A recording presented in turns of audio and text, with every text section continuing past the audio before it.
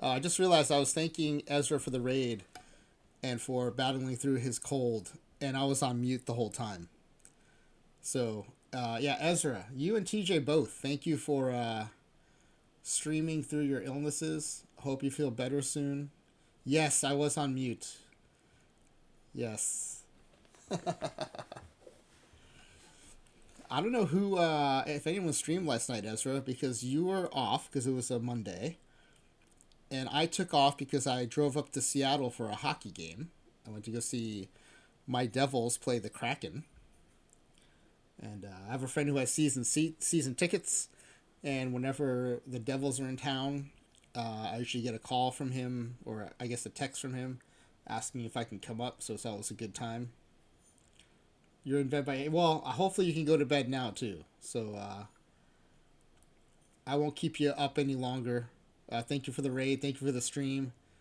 Thank you for that seventh inning stretch as always. And hope you feel better. Get some rest, please. Oh, Jeff the Jar is in the chat. So Jeff, I didn't want to start the game until 10 o'clock, just because that's kind of like when we let people know that's when we're starting.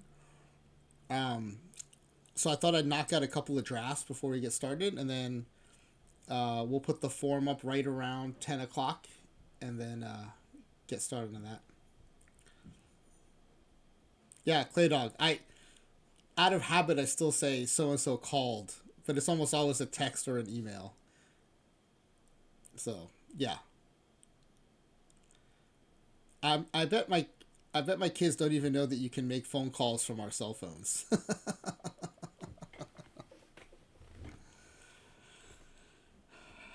Yeah, so just in case there are people who are expecting to come in at 10 to watch Jeff the Jar play and fill out a pack giveaway form, we're just going to do a couple drafts. Claydo's also one of those weirdos that prefers calling. Oh, don't. Okay, if we ever get to that point, don't ever call me Claydog. I did notice. I noticed this the other day. I still. I still refer to taping shows on the DVR. I'm like, oh yeah, I'll just tape that on the DVR for you. And my kids are like, what tape?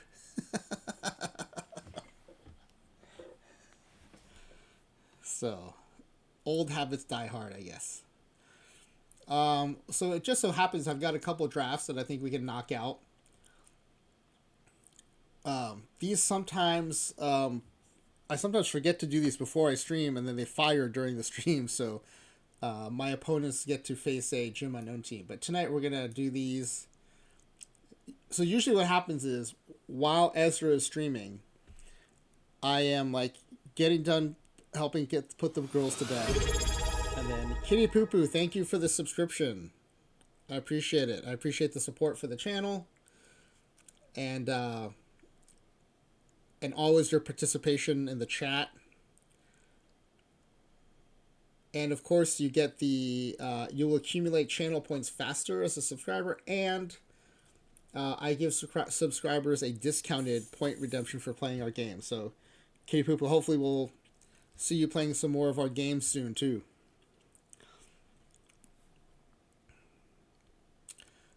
So during Ezra stream, I'm usually finishing up getting the girls to bed, and then getting my stream ready, like making the slides, and then I have to do usually 4 drafts. I have 2 nearly perfect drafts that fire at 10 p.m. Pacific, which is they're about to fire, and then I've got 2 sleepless perfectos that fire about 2 hours into the stream. And I don't think I've ever finished the stream in enough time to draft them after the stream. So I'm usually like rushing to do those 4 drafts while Ezra is streaming. But TJ went on early and finished early because he's sick. And then Ezra went on early and battled through his cold, and I didn't want to keep him up any longer than he had to be up. So I figured I'd just do 2 of these drafts on stream. These are fun ones to do too. I thought they'd be fun to do on stream because they're perfectos. So we'll get to see a lot of like the amazing new cards that are out that most of us will probably never own in our collections, but it's really fun to get to draft them. So if you haven't played a Perfecto, I highly recommend you at least try it out. They've also added the PTCS and PTMS cards in, so a lot of those cards that we've never seen, other than like when Spore introduces them, you can get to play them on your team, which is awesome. Like right off the bat, we're going to go Scooble, PT Elite, and Dick Allen. Two great cards, 103s. Babe Ruth still plays. This Home Run Baker card is starting to kind of show its age a little bit, the low I in particular. I also usually go 13 pitchers in this format. So I don't know. There's also still quite a few third basemen potentially coming. There's the Schmidt and the Brett. So I'm going to go ahead and grab another pitcher. Especially since I'm looking to collect 13 pitchers. We already have... Well, Allen can play third. So we can take Bagwell either for first or DH. And then we'll pick up a second baseman. Aaron Judge at center. Thank you very much. PT Elite. Now, this is a problem. None of these cards are very good. So I'll just take Kimbrel and his 192 stuff. Maybe put him at closer on top of 2 stoppers. He actually won't pitch very much in that setup. So we'll go Bob. Maybe we go Gibson, Bob Gibson, and Josh. But we still have 4 more catchers coming. So I'll go Charleston. Make sure we have a good outfield, defensive outfield there. Go over Cleveland Alexander. Let me check my left-right mix real quick. Okay. I'd rather have the 101 Miller than the Doolittle, so I might just go Jose Fernandez. I already have two potential first basemen, even though Harper can play right, so...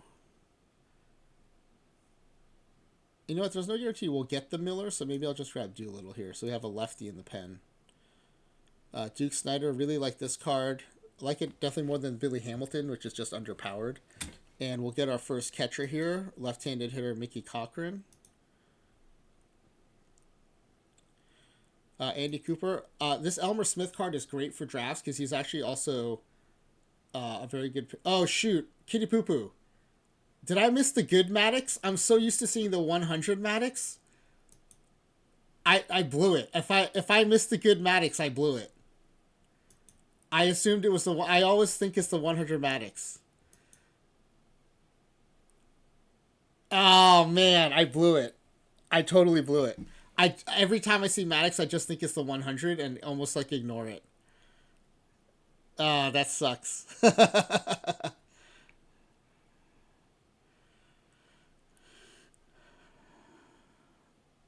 Yeah, they have very similar card art, right? I don't think I'm imagining that. Well, thanks for letting me know. I'll keep a closer eye out for that. I really like this Sandberg card. We did not have a super playable Sandberg in PT24. I really like this one. It's really nice.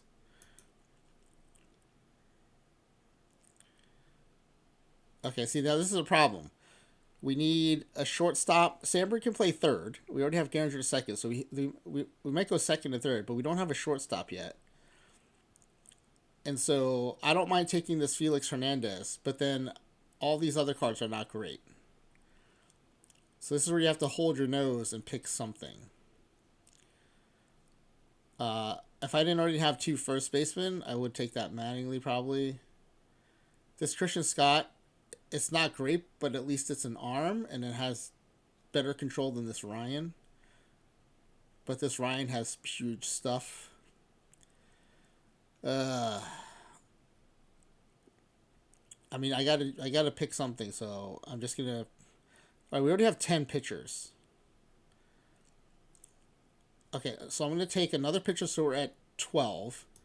I want to get 13, but now I have 4 cards left, and I only have to pick 1 pitcher, so I can go position players with the rest. We'll go Paul O'Neill VR. Oh, this is a bad round. Look at this round.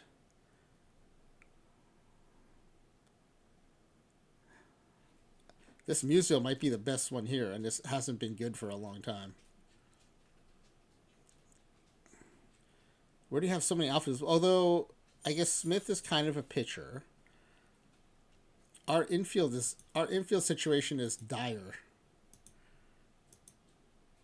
We have no shortstop and no backup shortstop. Oh, and I forgot to get a second catcher. It's all been snowballing since I passed up Maddox. Oh man, we have a catch. So here's the thing: we have a catcher coming, but we also need two shortstops, and I only have two more picks.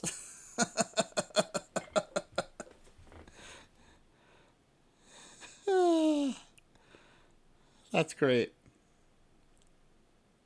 So no matter what, I'm going to be, unless there's a shortstop catcher in the perfect world. I don't think there is. See, this Parnell plays everything but shortstop. If he played catcher, I'd grab him.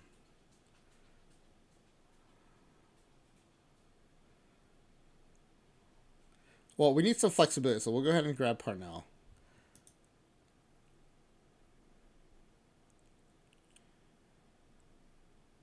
I mean, I think one catcher is going to wear down faster than one shortstop. And I missed the chance to take Koufax as my 13th pitcher because I mismanaged my picks. Oh, that's a bummer. I mean, it's not like this is a stellar. I screwed up from the beginning, but also I got some really good picks. I got to get the Sandberg, the Judge. I like the Snyder, but I took way too many pitchers early. And I took the wrong ones. I missed that Maddox.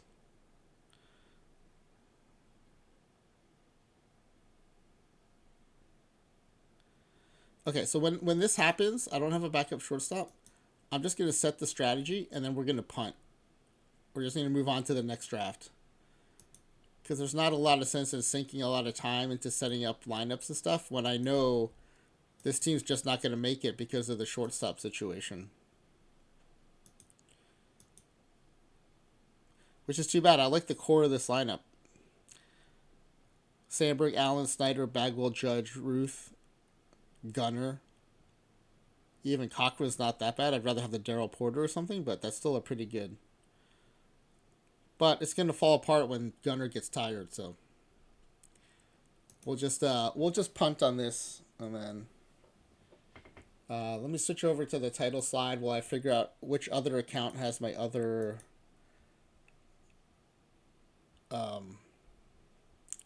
Sleepless Perfecto. So those of you who might be new to Perfect Team and don't know this, you can have two accounts in the same tournament as long as they're associated with different licenses. So a license is what each instance you buy the game, and each license lets you create 3 accounts.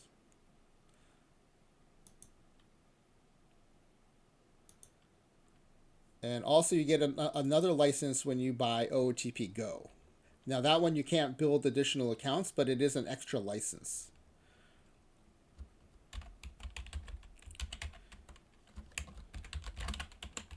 So when you see multiple like Smiley Face Jane, Fargo teams in the same tournament, that's why.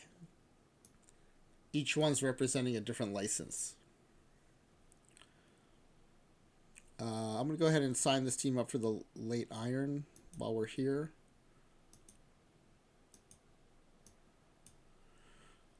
I finally got to the point where like I'm in a cadence of like signing up for tournaments at the right time.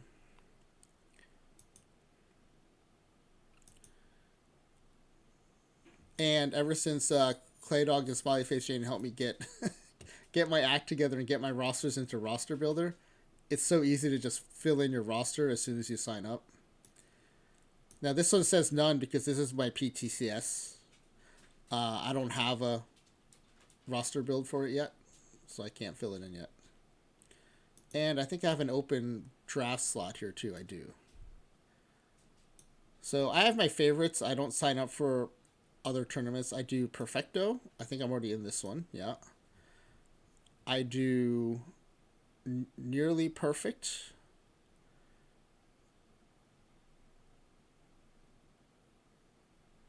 Oh, the Nearly Perfect is not.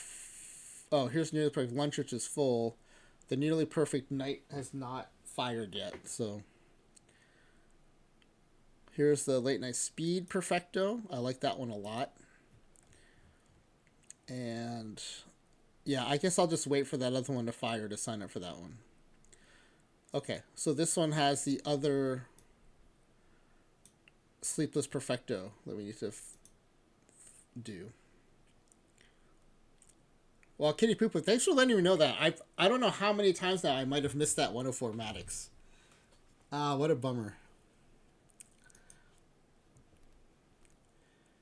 I had to keep a better eye out for that. All right, the Grover, Cleve, and Alexander. I will occasionally still grab this McGuire VR because of the huge power and the huge eye. The contact is bad, but this card's also better VR. The power's higher, the eye's a little lower, but the contact and BABIP are higher VR. So I actually reverse platoon this sometimes. And this David Price isn't bad, it's not great. And there are better shortstops than Rizzuto. So I'm going to grab that McGuire. Cy Young, Scooble. I do hate passing up this Manny card. Even though it's a 102, it still rakes. But these two pitchers are so good. Okay, every draft, every Perfecto, you run into a one like this, where it's a live, some launch perfects, and some early perfects that are just like not going to play. So the Bumgarner's all right. I need an arm, so I'll take that. This Milligan's got a 6. Oh no, this is not the 60 defense guy. This is a. This guy can actually frame. So I might take him as a backup catcher, but that also makes my backup catcher a hole in the lineup, which I don't like to do. I might just take this Darvish to have an arm, even though he's going to get wrecked if he ever gets in a game. But I can always put him as mop-up duty, and he'll be my 13th pitcher, maybe.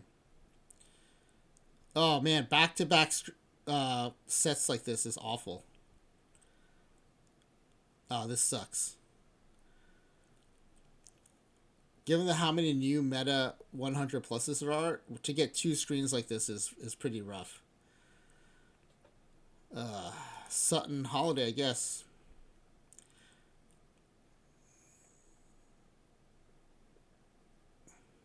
Oh, Tokyo Gunship got a first perfect pull today. That's awesome.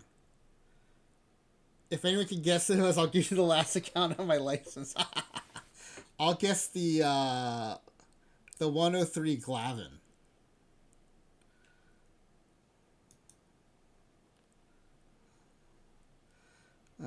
Hey, Peepoom, good to see you back. Have not seen you in a while.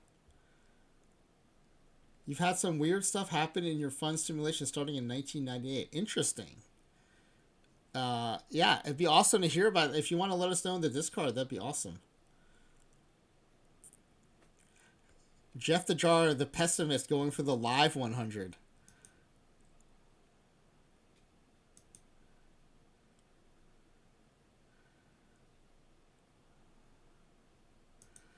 Flick. You know, I don't know. I don't know how you guys feel about this. I don't understand why this card's a 102. I mean, it feels like a 102. It has contact like a 102, but it has no power and almost no eye. I don't understand why it's a 102. Oh, interesting, P-Boom. You retired actually managing the team and then just let it ghost ship. Oh, that's interesting. Well, we need infield flexibility, so I'm going to take this Lajoie card, even though I don't know why it's a 102. Brent Rooker is the guest from C. Duncan. Gunner and Fernando. The Lesser Johnson card here. I guess we'll go Stearns, Gossage.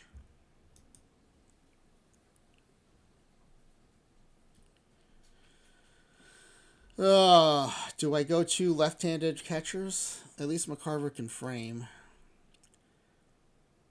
Tannehill's about one of the worst 101 pitchers, but I need arms. He's pitcher number 9.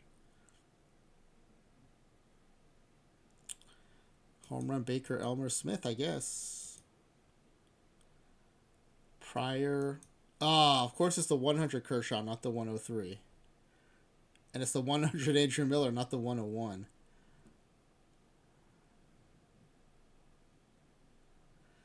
All right, what's our... I think our infield coverage is actually set now. I don't think we need the Gritch.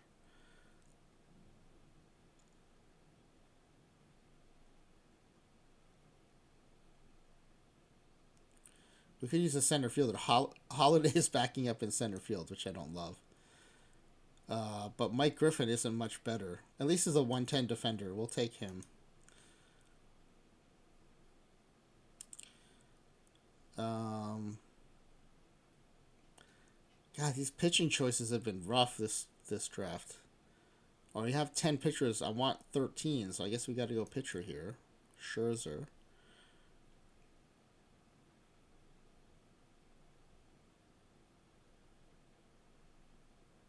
Jim Cott, I guess. I mean, do we need another first baseman? Who's backing up at first right now? Oh, Holiday?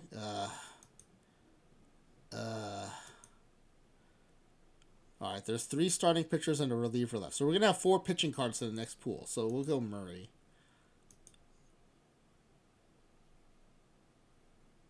Oh, the bad Flaherty, of course.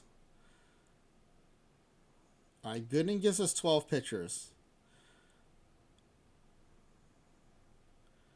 I guess the question is, do we take another bat? Oh yeah, did I grab Elmer in both drafts? I did. I grabbed Elmer in both drafts. Okay, I do have 13 pitchers then. Alright, thank you, Smileyface Jane. Thank you for the reminder. I just grabbed Elmer in the previous draft, Smileyface Jane, so I forgot that I just grabbed him in this one too. Smileyface Jane on the ball, as always.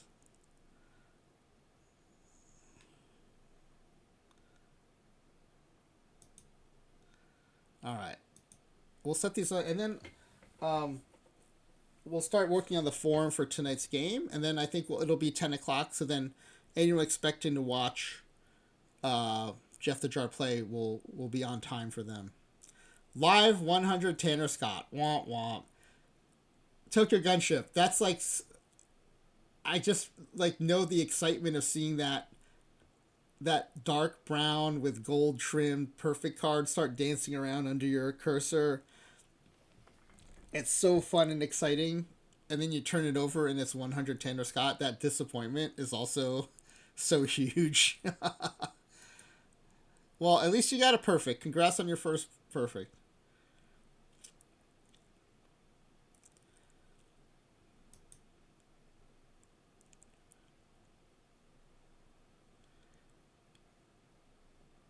Oh, did I just get knocked at a late iron? Man, that's a bummer. I like playing Smileyface Jane and Clay Dog and people I know in these tournaments. Ah, man, that's too bad. Late Iron is a no combi tournament, so it's my jam. That and the lives. That's how... Oh, hey, Smileyface Jane. I did 8 qual. I got my 2 golds in. I qualified in gold.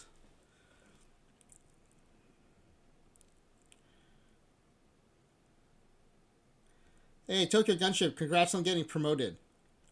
It's always good to get promoted. Yeah, thanks guys. Thanks everybody.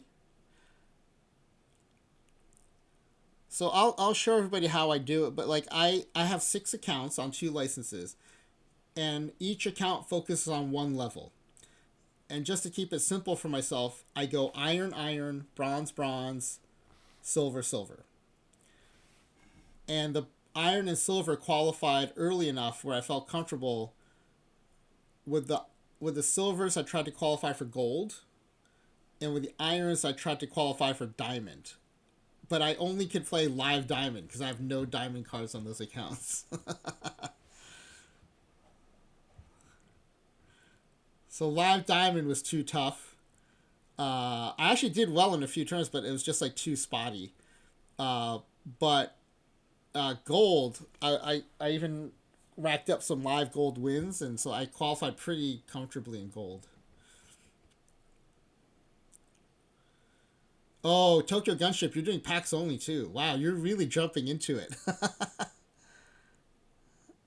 All right, let me set this pitching staff in lineups, and then we'll start getting ready for Jeff the Jar's game tonight. All right, let's see. Who do we have here? Why is Tannehill in the rotation? Let's throw Gooden in there. Mets legend Dwight Gooden.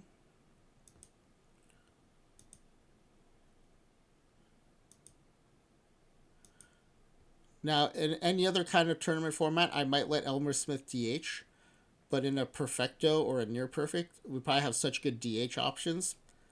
I don't want him DHing, especially VL, so I'm going to just not have him DH when he pitches. So we'll go Scooble, Gooden,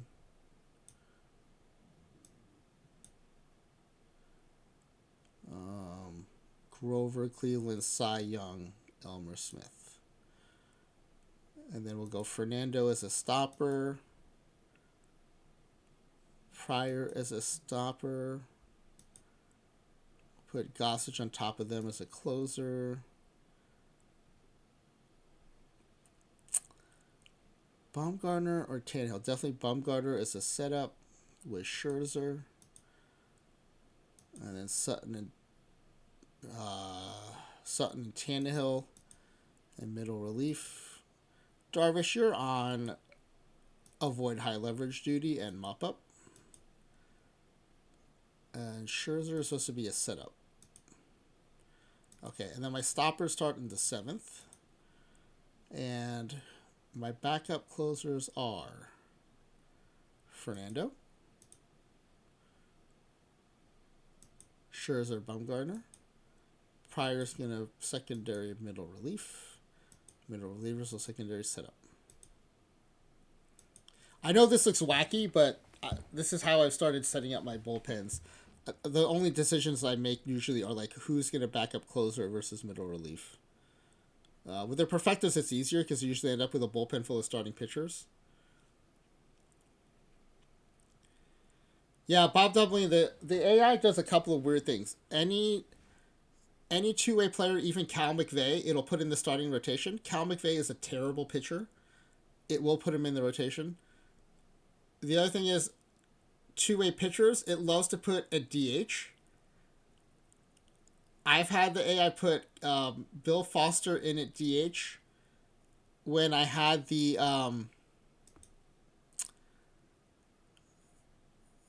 who's the lefty with the 180 power who just came out?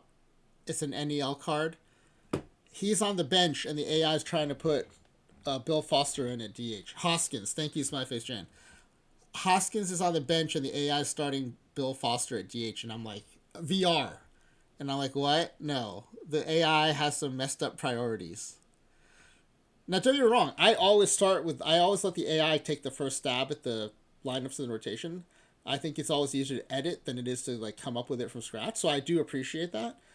But that's one of the first things I always fix is that the two-way players. It also lets us put 104 Shohei in a closer. And that 104 Shohei pitching profile is not a closer profile.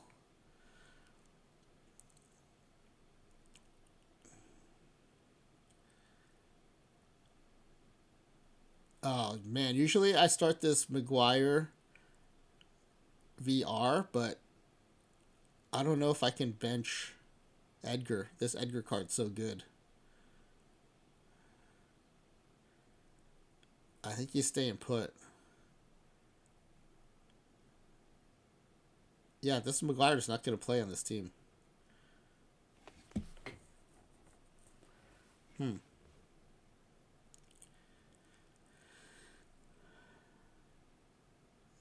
Why is Mike Griffin? Do I not have a better center fielder? Where's Turkey Stearns? And why is Tip O'Neill on the bench, VL?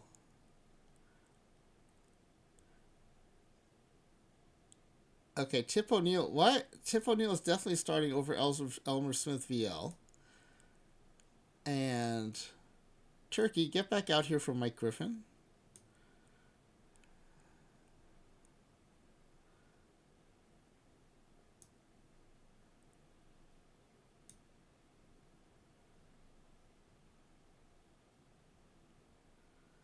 I don't have a real good cleanup hitter here. Maybe I will put O'Neill there.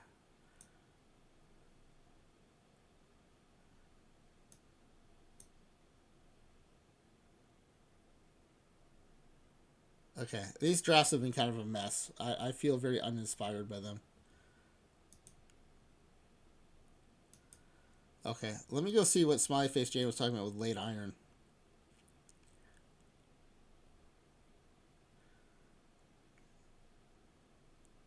Oh, I'm already out.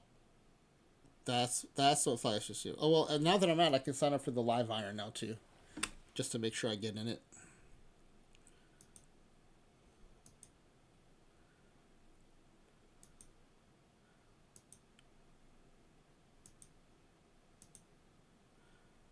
All right, let's check out this late iron that I got knocked out of.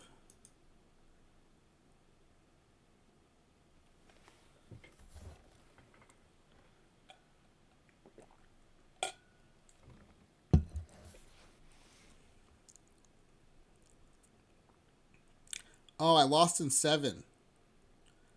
Oh, in the bottom of the 9th, no less. Dang it.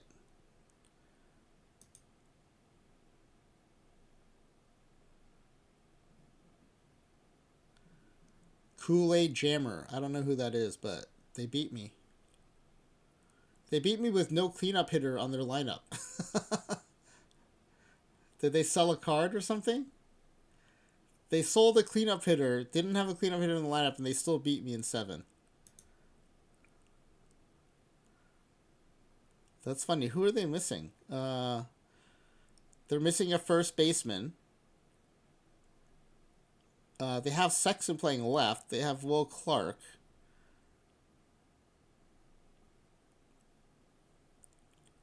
I wonder who they were missing. They have 13 batters and 13 pitchers. So maybe they're not missing anyone. That's very weird though. Anyway, I lost to a team with no cleanup hitter. Yay. Let's see who they have.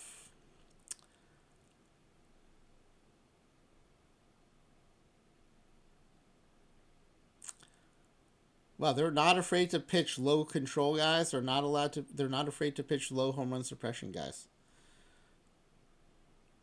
And they're not afraid to pitch low stuff guys.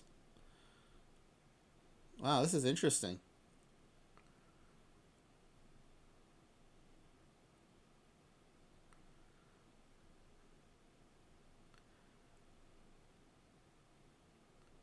Yeah, this is really interesting. I have very little overlap with my pitchers and their pitchers. I think the only ones we share are this Bruce Berani card, Mets legend, Bruce Berani. Yeah, we don't have any of the others in common. In the lineups, I just started playing this Con Daily card. And yeah, I'm not using. Well, I do sometimes. I don't use Jake Lamb anymore. I do use the Richie Sexton. Wow, we have very few cards in common. That's interesting. Clayton says, so they are afraid to pitch well-rounded pitchers.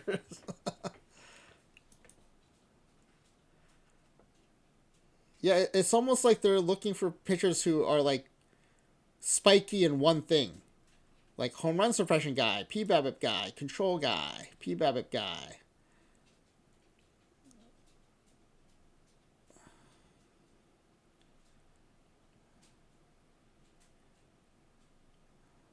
I'm just really interested in other people's rosters. I mean, it worked. Like he beat me, so I'm not trying to throw shade. I'm just trying to see if I can pick up any ideas from their roster.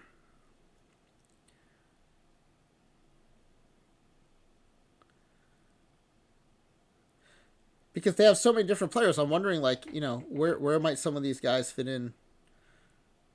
Um,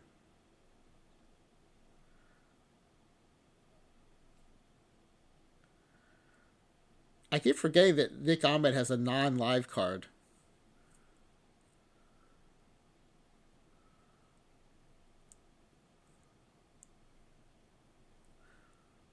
This Tony Womack card is probably one I've been overlooking a little bit. So that's kind of the kind of thing. Sometimes I'll occasionally see a player that I'm like, oh yeah, I need to give them another look.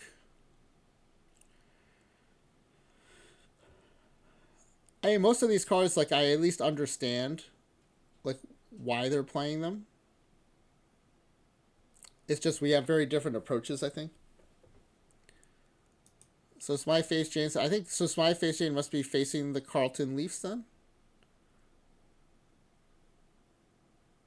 Oh, my other team also got knocked out in 7 games. They just beat you in game 1. Man, wow. So here's my main account, Franchise Time Machine, lost to the Tens PCK, which is an Artist Ranger team. I lose to this Tens PCK team on a regular basis, so that's not a surprise. That's a very good Artist Ranger is a very good manager, I think. But yeah, two 7 game losses in the same round. Here's Smiley Face Jane.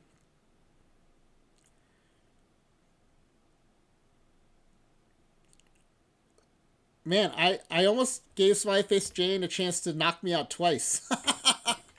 Smiley Face Jane could have knocked out Phonics down here, and then if I had advanced up here, Smiley Face Jane could have knocked me out in the semifinal too.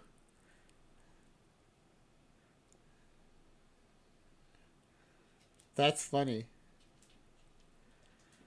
Alright, let's see what Smiley Face Jane's build looks like. I also use Mike Hampton as a batter. See, there's my Mike Hampton up there. So Smiley Face Jane also has Mike Hampton. I also use Smiley Face Jane uses Earl Williams, which we discussed this morning. One of my accounts does do the Olsen Sexton Sorrento combo. Kind of mixing up between first base and DH. Backman. I can't remember who I'm playing now, but I've stopped using Jake Lamb. I do like this Mike Shannon card. Although, who am I using at third? Oh no, I am still using Lamb on this account. I'm using Nick Punto. I might have to switch over to that Shannon card.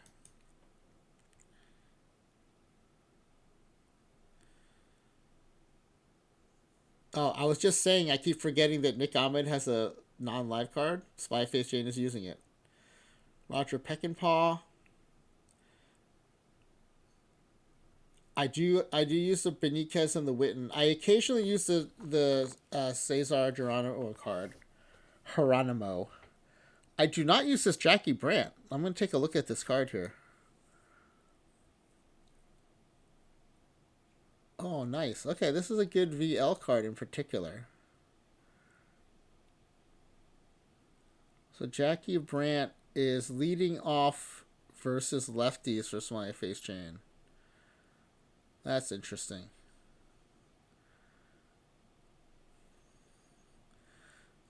Bob Davalina, this is late iron. It's a non-combi iron tournament.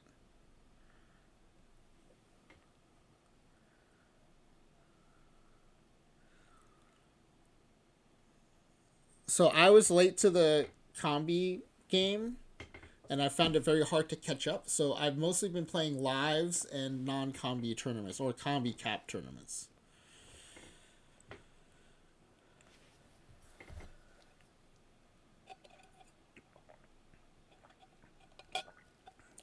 I also don't have the time or the patience to do the boosting. Um, when I have time to do it, I actually kind of enjoy it, but I just have too much stuff going on. So even when I do get combis, it's like they don't get boosted, and I just get frustrated having them in my lineup. So I just tend to stick to the lives and the non combis. All right, well, going to school on Smiley Face James roster, I am gonna probably accelerate my switch over to this Mike Shannon card, and I'm gonna take a closer look at this Jackie Brandt card. For the rest, we're either the same or I have reasons why I've made different choices. The pitching.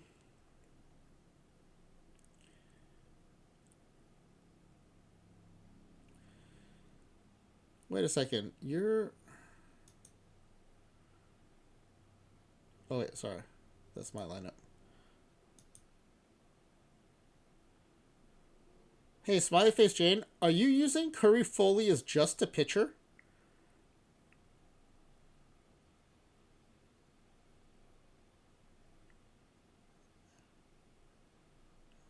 Oh, I need to look at this pitching profile. I only use him as a batter. Oh, it was a mistake. I thought I uncovered some Smiley Face Jane secret, like Curry Foley is secretly a great pitcher.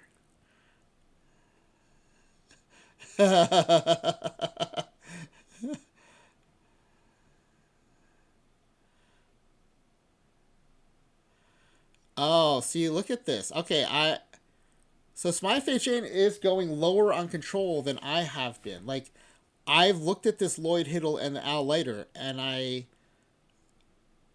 took them both off my roster because of the 58 control. I still do pitch Bereni even with the 57 control, but these two I've been avoiding. But Smiley Face Jane is pitching them.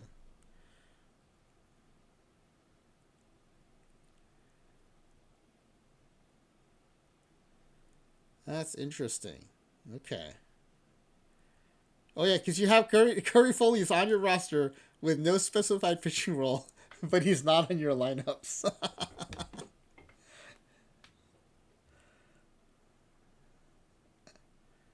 All right. Well, I uncovered that for you, Smiley Face Jane, so you can fix your roster now.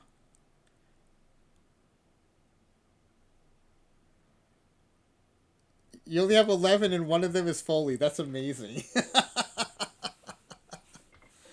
That goes to show you, even the best can mess up from time to time.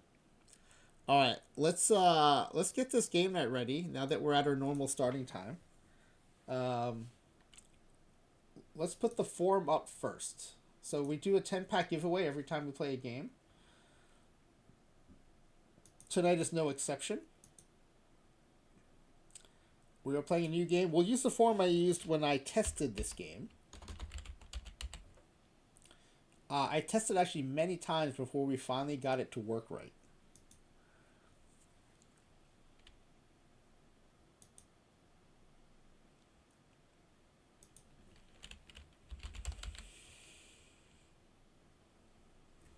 I think it was from test. Is it test 3 or test 4? Let me see.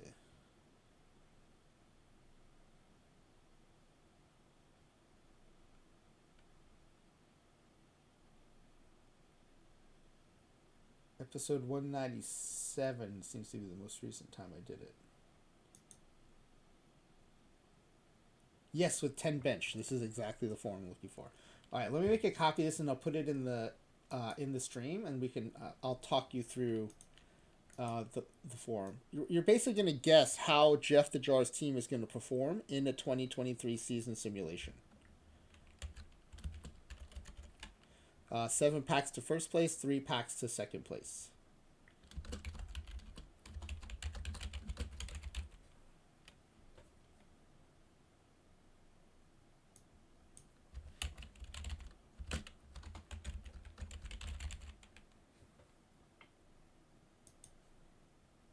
Okay, this is episode 213.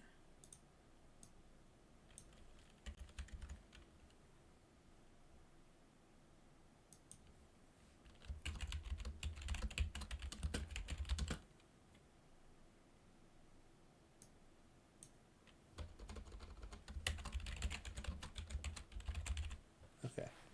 Let me put this up on the stream.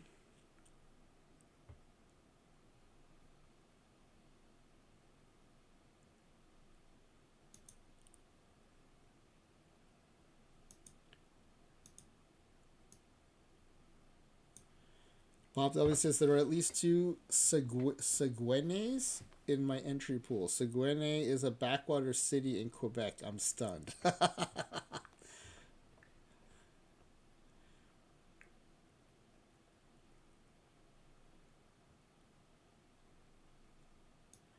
All right, so here's the form. We're going to edit as we go. Jeff, have you told me at what team you're going to take over? I did see that you filled out the form, and I've got that in the...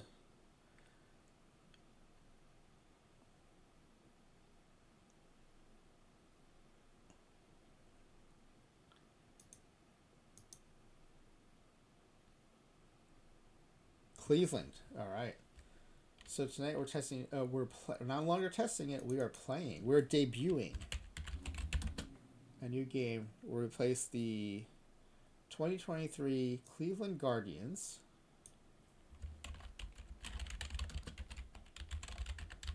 with 26 rated players. 6 will be legend level. The others will be 10 bench and 10 scrub.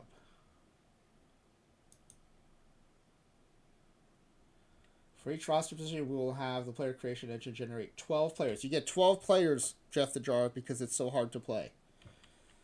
And select one to add to their roster. The others will be deleted. Although there is some variability in past simulations, legend level players tend to be Cy Young / MVP award candidates, all-stars, and often play like future Hall of Famers.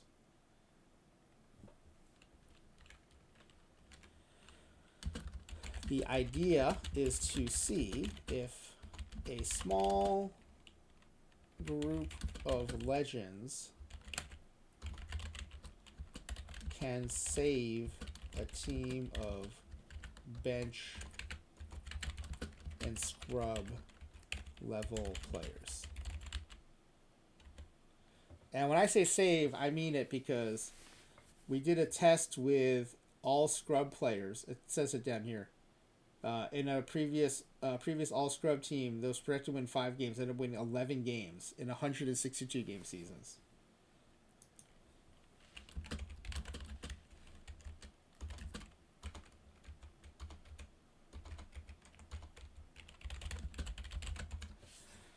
A team of 5 legend and 21 scrubble players went 42 and 120. A team of 6 legend and 20 scrubs went 61 and 101 in the AL East. So just think of this, how bad scrub level players are. 26 scrubs won 11 games. 20 scrubs with 6 Hall of Fame level players only won 61 games. And then I tried it with 2 bench starting pitchers and 18 scrubs and still went 67-95. Now, when we went 10 bench and 10 scrubs, I do think we were able to hit 500. In fact, I can pull that up, I think. Let me see if I can find that save. Because I think people might be interested in knowing that for their guesses.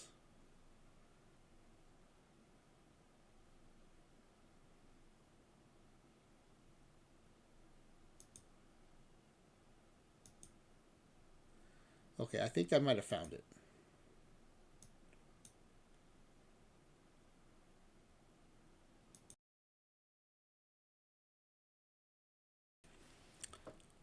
Okay, with 6 studs, or 6 legends, 10 bench, and the rest scrubs, we're finally able to go 94 and 68. So I'll add that here.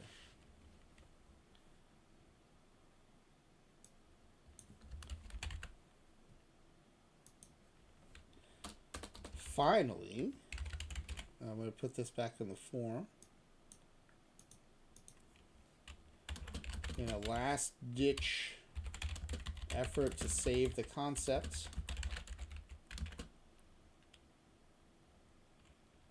we use 6 legend, 10 bench, and 10 scrub players to finish 94 and 68. Second place in the NL East. 4 games behind the 2023 Atlanta Braves. So I didn't want to go above 7. I didn't want to go to 7 scrubs because I like the idea of like 20 bad players trying to be saved by these 6 really good players. And so I'm glad it worked with the 10 bench and 10 scrub. But I think JeffTheJar is right. I think the guesses are going to be pretty tricky on this one because it is such a new concept and it's really hard to really appreciate how bad the scrub level players are. All right, so here are the questions. OOTP ID, it is case sensitive, so we can get your packs. Please be careful when you type that in. The Twitch username we just used in the stream. Will this team finish with the fewest wins in the major leagues? Yes, worst record in the majors, or no? Will this team finish with the fewest wins in the National League? Yes, worst team in NL, or no? Fewest teams in this division? Yes, worst team in the... this will be the AL Central, right?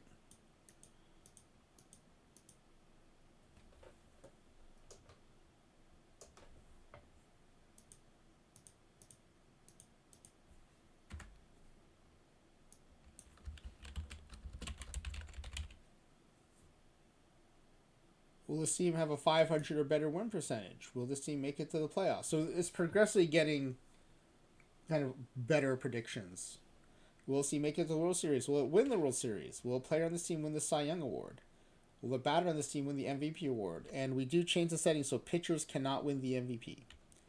How many and then we get to the numerical questions. How many regular season games will this team win? I don't know why there's 2 spaces in there or why I care, but I'm going to delete one. What will be the highest WAR generated by any of this team's players? Regular season.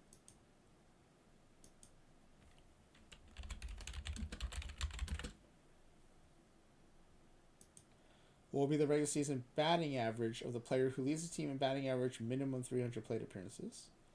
What will be the regular season ERA of the pitcher who leads his team in ERA minimum 100 innings pitched? What will be the regular season OPS of the player who leads the team in OPS minimum 300 plate appearances? And finally, what will be the regular season WHIP of the pitcher who leads this team in WHIP minimum 100 innings pitched? All right. You know, that's a lot of questions. Should I cut these last 2? It feels like batting average and ERA are enough. OPS and WHIP seem like a little much. I think I'm going to delete these. Is there a way to hide them so I can keep them? No.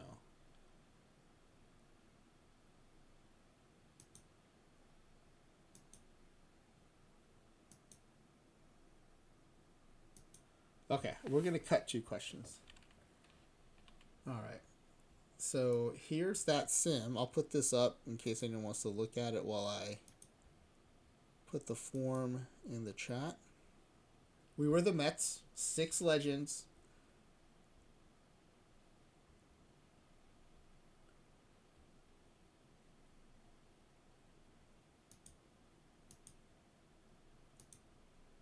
All right, let me open up the form and let anyone who with the link fill it in.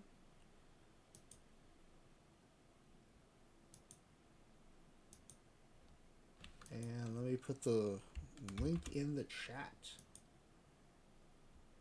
All right. Link to form for tonight's 10-pack giveaway.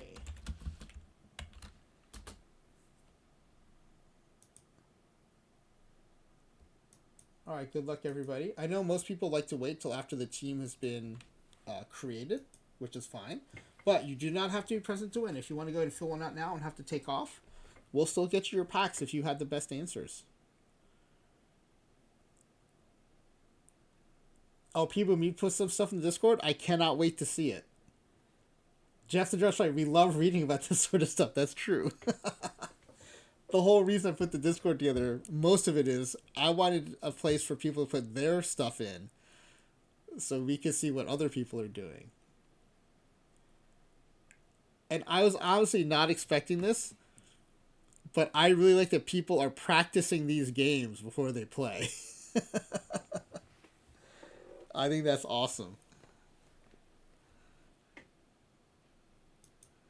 But I also appreciate that people still feel like playing it on the stream is special enough that like what they're doing is practice and they're practicing for like their day on the stream. I'm glad that people still feel like their turn on the stream is still like an important part of it. So that's cool too. So yeah, what did I do here in terms of choices? I went with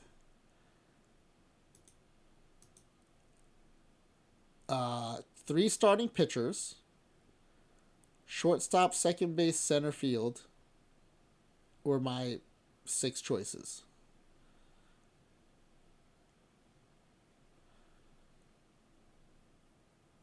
Let's see how those three starting pitchers did. 18 and 8, 21 and 4, 24 and 8. And at least the four starter didn't do bad. 13 and 11 for a bench level. Pretty good. And the other bench level guy went 26 and 8.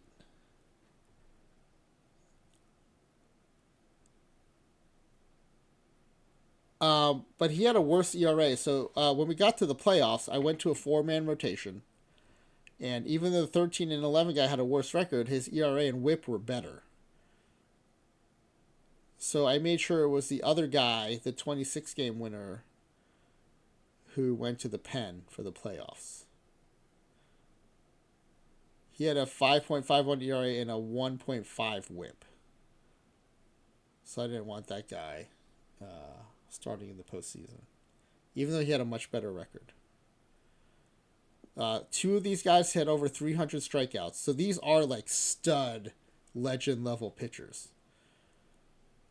321 strikeouts, 2.28 ERA, 0.88 WHIP. 329 strikeouts, 2.01 ERA, 0.85 WHIP. And the other legend, I say only in air quotes, had 285 strikeouts, 2.06 ERA, 0.86 WHIP. So all three of them had below 0.9 WHIP. And they all had 9 or higher K per 9. So these are like definitely great starting pitchers. Yes, Jeff has chosen.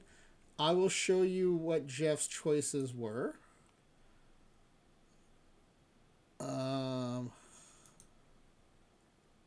Here we go.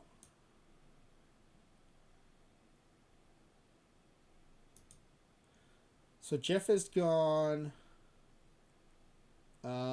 same setup, just in a different order. Order doesn't really matter because it's just one level. But three starting pitchers, center field, shortstop, second base. The place where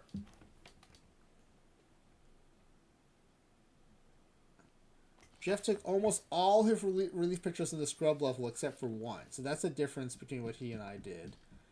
And which I think is actually smart, because he's getting the rest of his lineup at the bench level. So I think that's a good decision.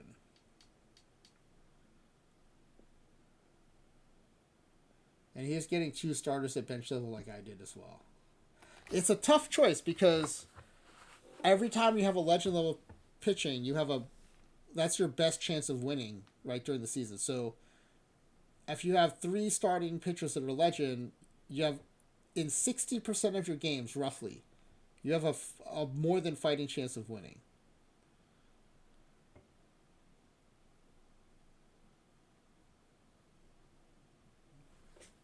Oh, sorry. Let me show what I'm looking at. Sorry. Oh yeah, you're right though. The graphic in the middle is wrong. Sorry. This should say 6, 0, 0, 0, 10, 10. Yeah, thanks for that catch, Fufak. So here's why scrub catcher is not too bad, Fufak. Even in a scrub catcher, if you get 12 of them, You will be able to find catchers with framing and defense.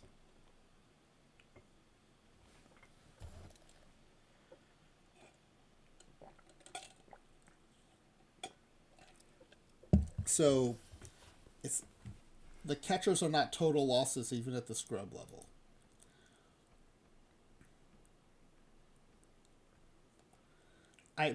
The same cannot be said of center fielders and shortstop. Just because you pick a bunch at scrub, there's no guarantee you'll get a good fielder in that.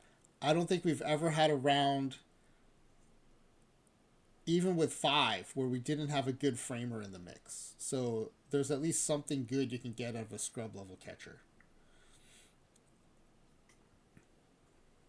So you kind of have to make a decision, right? If you go 3 starting pitchers, in about 60% of your games, you have a very good chance of winning based on the starting pitching. Now, the bullpen's going to suck. Your offense might not be very good, but in 60% of the games, you have a really good pitcher starting, like a Hall of Fame caliber pitcher starting. But you only have 3 batters supporting that team, right? The rest are just not very good. If you cut that down to 2, then in only 40% of your games you have a chance of. So like you almost have no chance of hitting 500. So I feel like you have to go at least 3. I think the problem if you go 4 is, yes, you'll have a good chance to win in 80% of your games based on the pitching, but then your offense is depending now on 2 batters. What's the overall for a bench player? Below 40. Below 40, Fufak.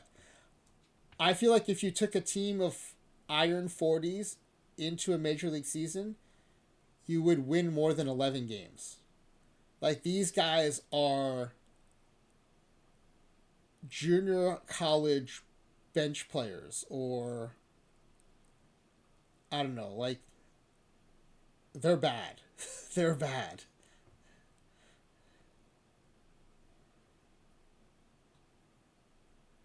They definitely feel like sub major league players. They feel like independent league or minor league players. They don't feel like major league players. Because frankly, even 26 Chicago White Sox managed to win 40 games. Right? 26 of these guys could barely hit double digits.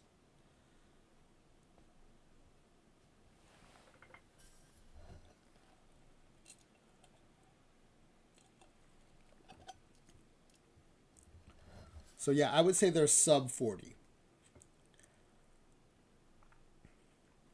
Because even at 40, you've got like I don't know, who are some of our 40 players that we like in cap tournaments. Like you've got Buddy Biancalana, he might be a 41, but like he can actually play some defense and he can hit at least 200. I know. Sorry, Foo Factor, you're asking about bench level players. I'm sorry, I was talking about scrubs. Yes, yes. The bench level players are probably closer to 40. You're right.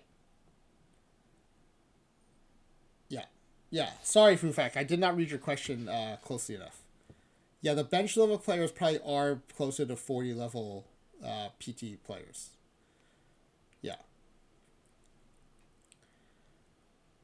You know what we should do that though, Foo Fact. That's a good idea.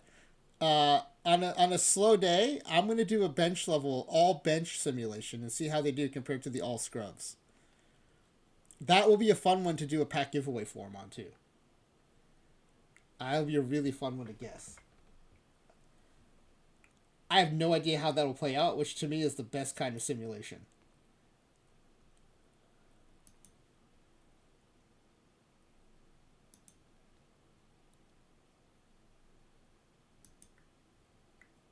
I really like that idea. I'm really excited to do that now. Okay, so I think we're ready to go. If Jeff the Jar is ready to go, I can start setting up the game.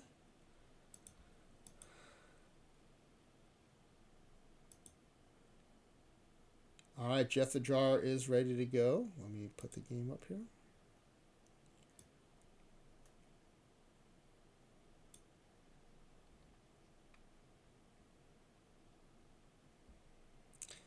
All right, so let me see if the quick start was able to port on over to the new computer.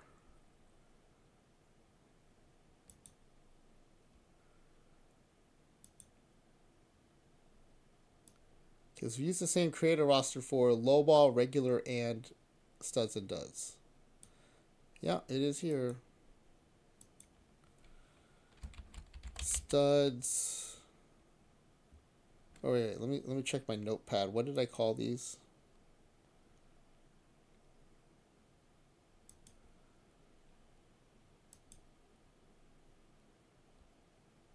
Actually, let me go back into. Let me see.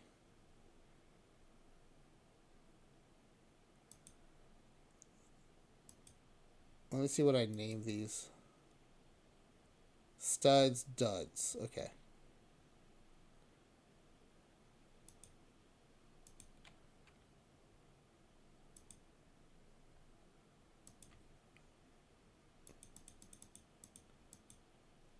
Alright, so creator roster version 2. Studs, duds, Jeff VO1.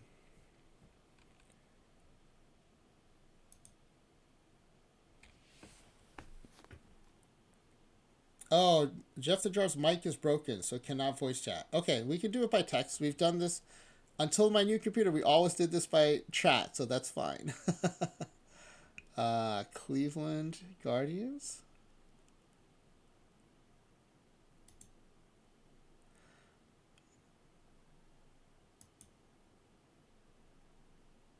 Oh man, my mouse is acting weird again. Let me see if plugging it in helps it again.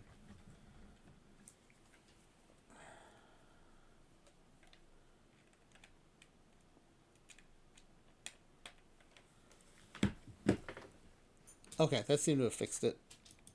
Cleveland Guardians. Jeff the Jar.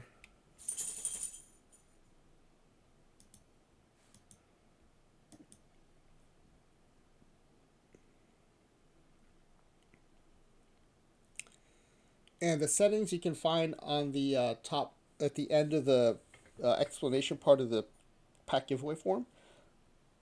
If anyone is curious about how it's set up, all the information is in there.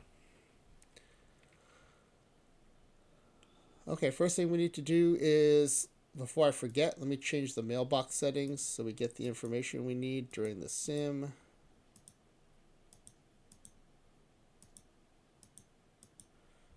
And let's try to keep from getting interrupted. Okay, and we're going to delete the Guardians roster and reserves. All right. We'll go to the player creation page, which is part of the free agency screen. Oh, did I not assign you to the...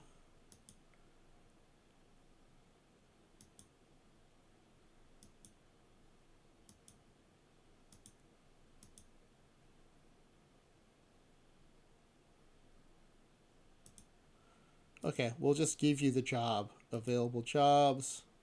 See, this is weird. It's not available because...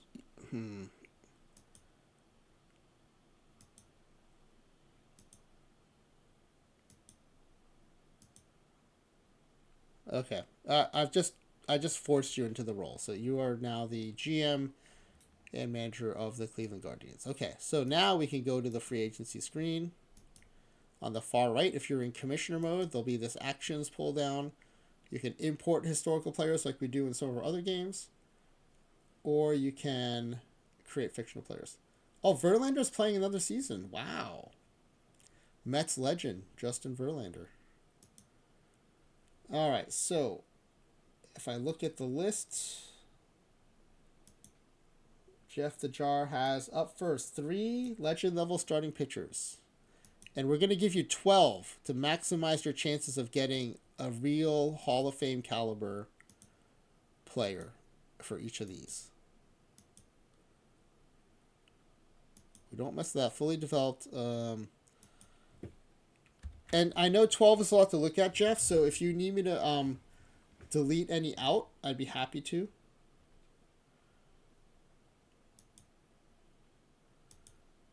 All right, let's switch to the pitcher view. They are all 12 5-stars, so that's good.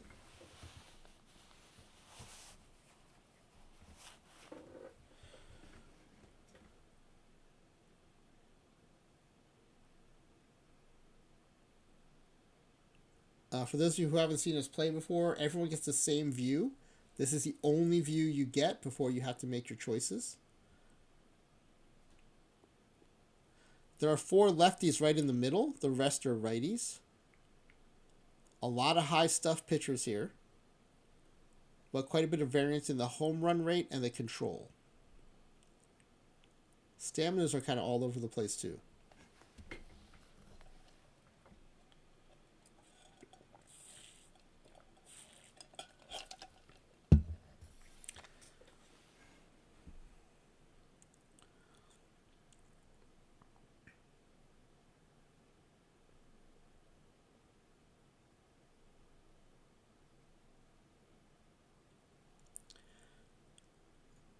Jeff, are there any you want me to just delete out to start with to help it make it a little bit easier for you to consider the options?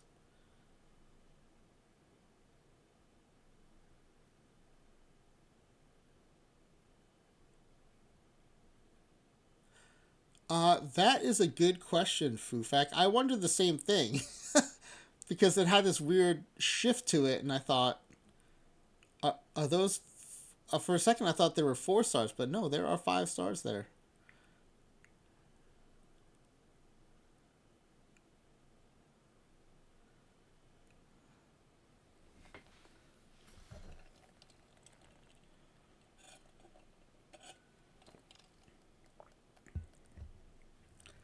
We'd love to hear from OOTP and development on that one. Jeff wants Ricardo Mendieta, the lefty.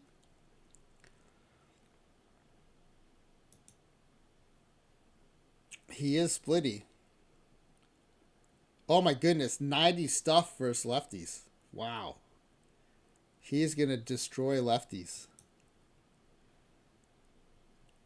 All right. Ricardo Mendieta.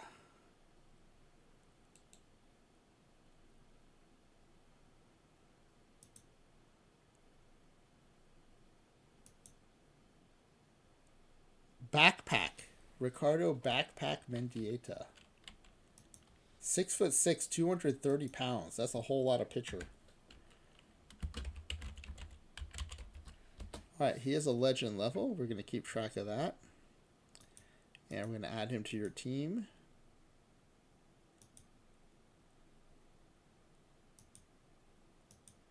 Okay, next up, 2 more legend level starting pitchers.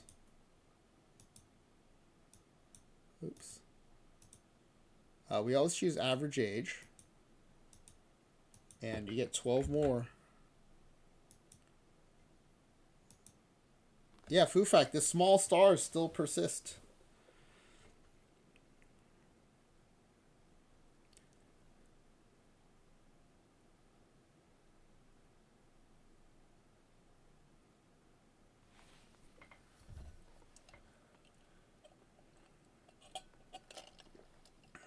Only 2 lefties in this batch. Again, tons of stuff here.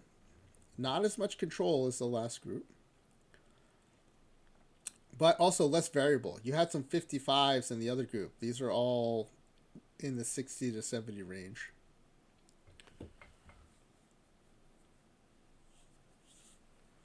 Feels like there's a little more stamina in this group too, maybe?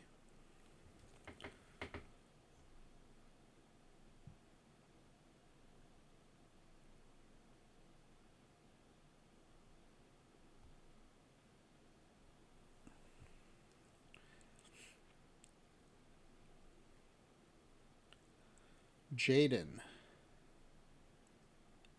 Laws.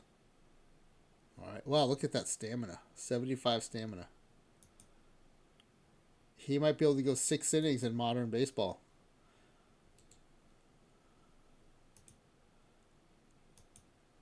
Fluff. That's not a really inspiring nickname. Jaden Fluff Laws.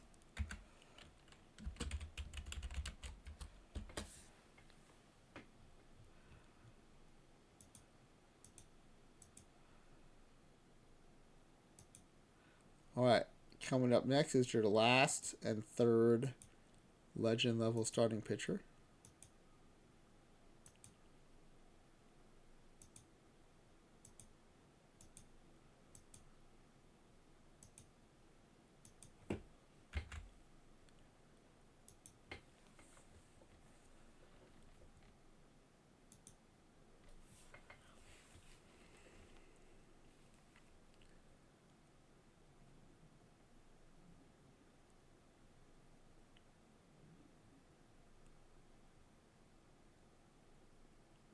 So you have no 80 stuffs in this group, but almost everyone has 70 or higher home run suppression in this group, and you've got a bunch of 70 controls in this group.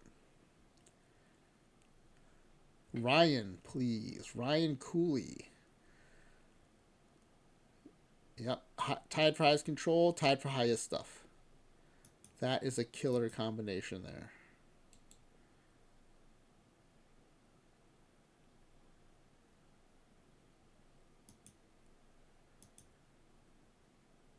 Via Hermosa. Ryan Via Hermosa Cooley.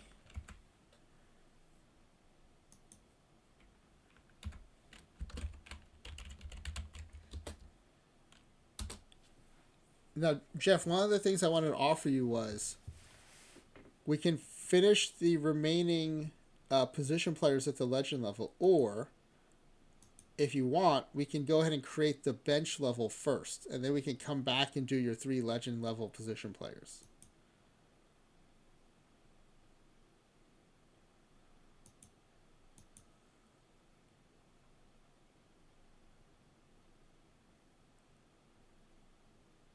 Okay. Yeah, I figured you might want to do that because you might want to know what you have before you start picking your bench players, so that makes sense. Okay, center field, shortstop, second base coming.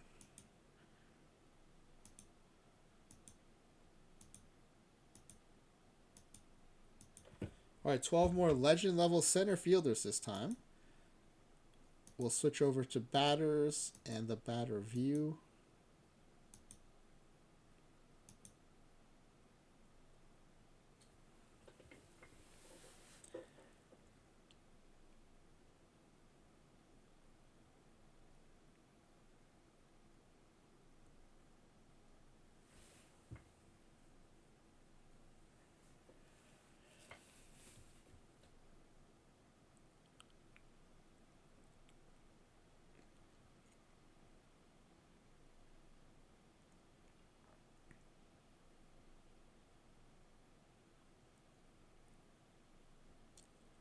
There is an 80 bunter in the mix, by the way. Let's not miss that. 80 bunt right there.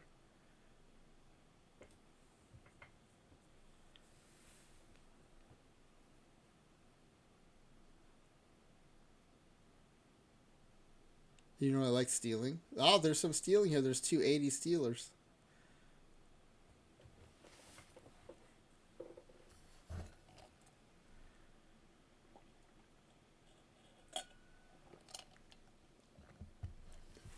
Matt Carlson.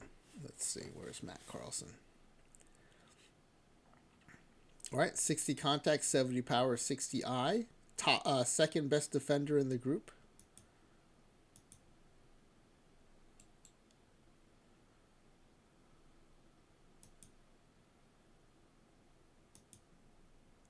Matt Sugar Apple Carlson, your team does not have the toughest nicknames I've ever heard.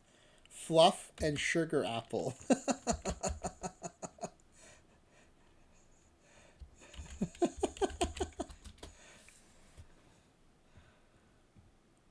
Although it might be one of those things where like their play is so devastating they can afford to have ironically soft nicknames because they just play so hard. All right, next up is a legend level shortstop.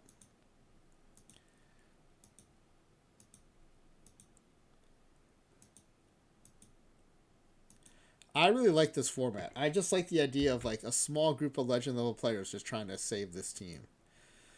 Here we go. All 5 stars.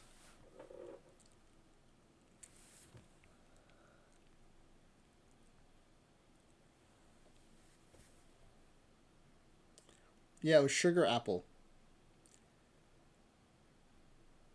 Oh, you're not getting any on VREF? That's interesting. Jose. Jose Guerrero. Oh, look at this. 65s all the way across. 65 contact, BABIP, power, eye. And a 95 defender. This dude is a 95 defender shortstop. I don't think I've ever seen that before.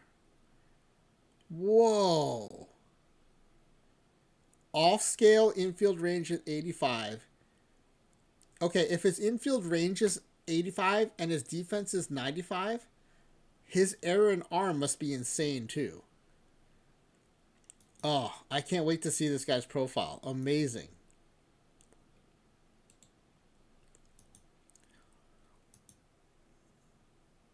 '85 range, 85 error, 90 arm, 85 turn double play. Everything off the chart. 20 to 80 is the range. He's off range on everything.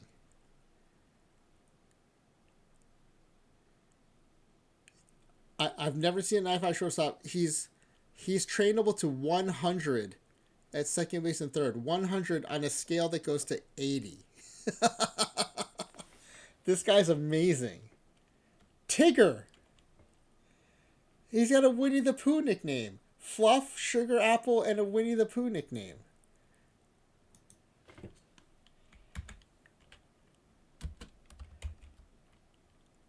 JeffTheJar says, Jose Guerrero is when you mix Jose Ramirez and Vlad's DNA to create the ultimate player. This guy, I can't wait to see this guy play. That bat in a 95 defense at short is crazy.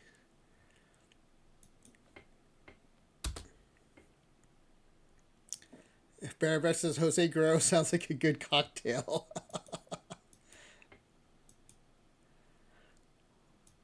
Wow, what a player. I can't wait. This is awesome. If you don't win the Gold Glove at short, I'll be very disappointed, JeffTheJar. All right, let's see his middle infield mate, legend level second baseman coming your way.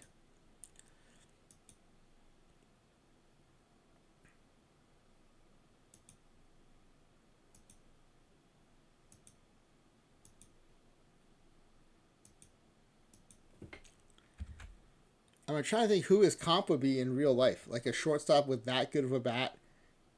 He's basically Ozzie Smith with a huge bat. Peak Ozzie with a huge bat. Oh, there are some interesting profiles in this mix.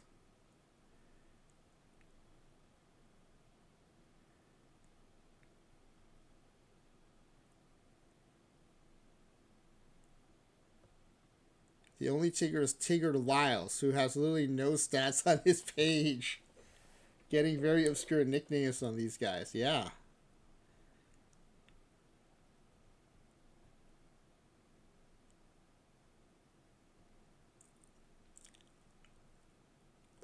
So I started upgrade. So Smiley Face, Jan, and Clay Dog and the rest of chat helped me upgrade my Georgia Tech on my Mind team last week. And it's been doing great. Or it was 2 weeks ago now, I think. And so I gave that same treatment to some of my other teams this weekend. And now they're doing great. Miguel Archia. This is the guy I was hoping you would pick, Jeff. I'm so glad you took him. 90 BABIP. 70 power, 70 eye. This is a triple crown guy right here. 90 BABIP, 70 power, 70 eye. This is like peak Miggy, peak Pujols. Oh, I'm so glad this was the one I was hoping to see play. This is awesome.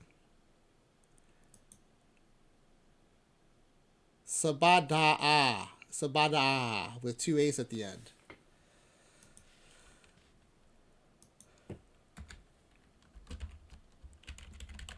I can't wait to watch this team. That shortstop, this slugger at second base, those starting pitchers.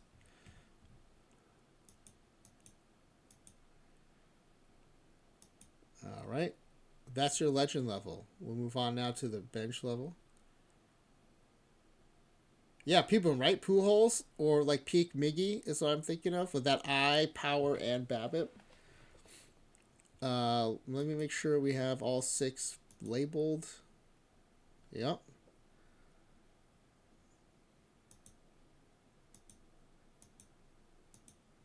All right. Starting the bench level, you have a center fielder.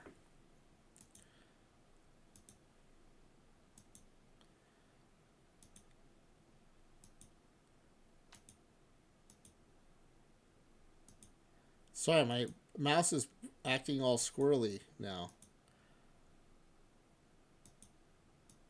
Right, at least you get 12 though. That helps knock out some of the variants, and hopefully will get you some, higher star counts. We get a 2.5 star, several 2 stars.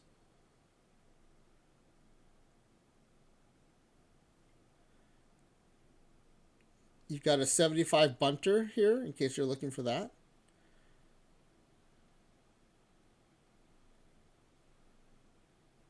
You do have off the scale base stealing and a 90 base stealer. And rare at this level, you have several players with above 55 contact.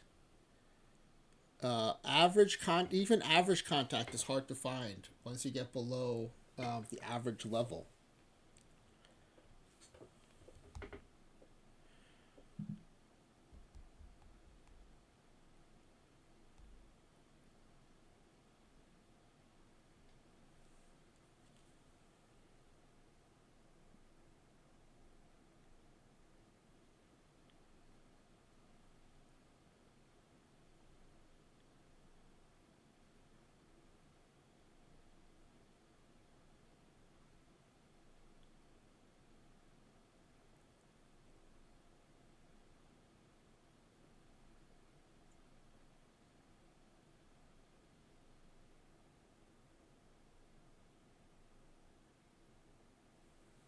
David Albrecht. Oh, interesting. I thought you would be tempted by the 90 steel 60 glove, but I like that you went with the 45 contact. That's actually a pretty important 5-point difference there, I think.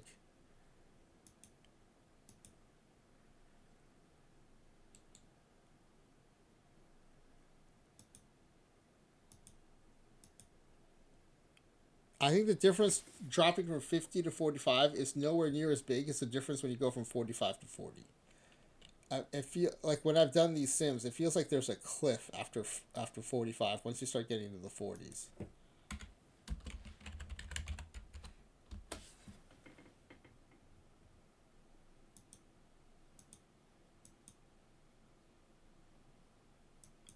Oh, I forgot to pay attention to his position availability. Okay, he can play all 3 positions for you too. That's good. All right, next up is a bench level third baseman.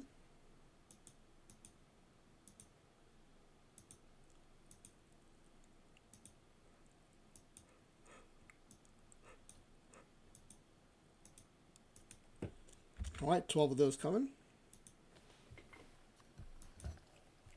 You got a 2.5 star. Almost all the rest are 2 stars, except for a couple 1.5s.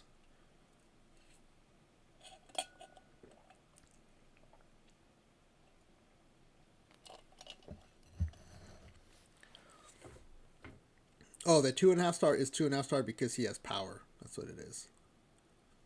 Oh, and defense.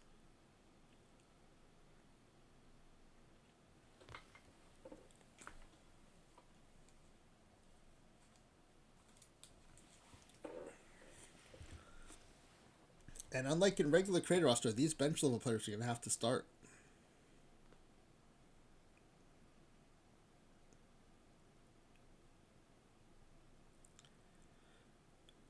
Johnny. Oh, Johnny Saman. I mean, it looks like Johnny Seaman, but it's a double A, so we'll assume it's something different. Johnny Saman. Yeah, 60 power, 60 defense, and 65 stealing.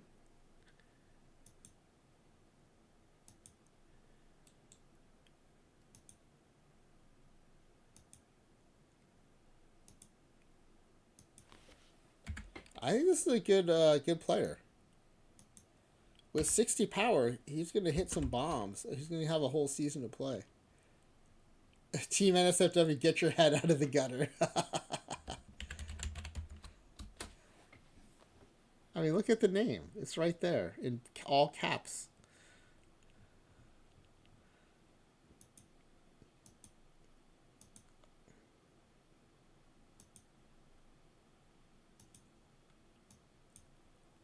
All right, next up we have first baseman. You have two first basemen bench level. I assume looking for a DH there as well.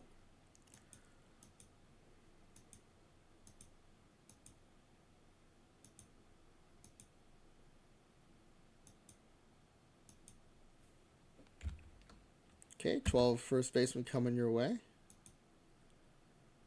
Almost all 2 stars.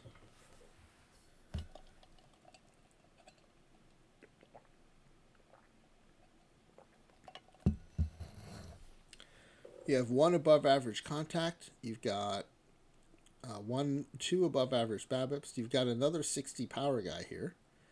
You just have a few average eyes, no one above average. And you have a couple decent defenders.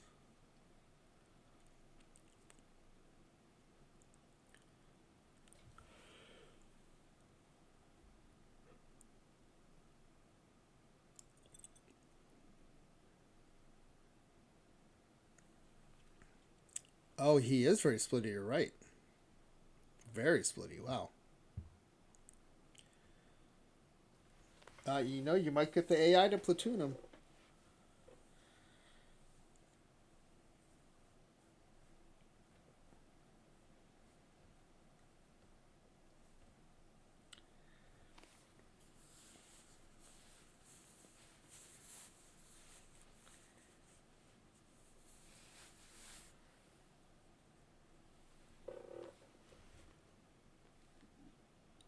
Pat Murphy, okay. Yeah, 50 contact, 50 power, 45. He's not going to hurt you anywhere.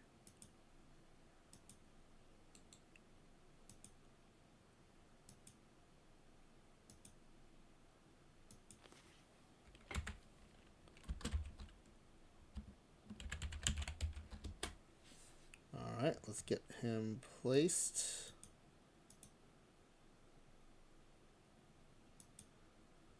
All right, next up is catcher.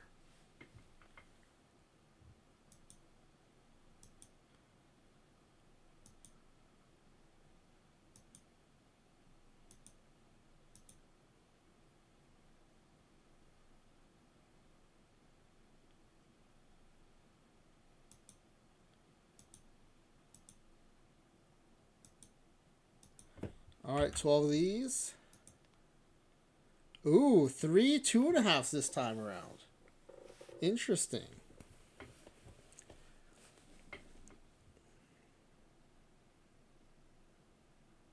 Look, brother of Mets legend Tim Bogar. You've got Jeff Bogar in the mix.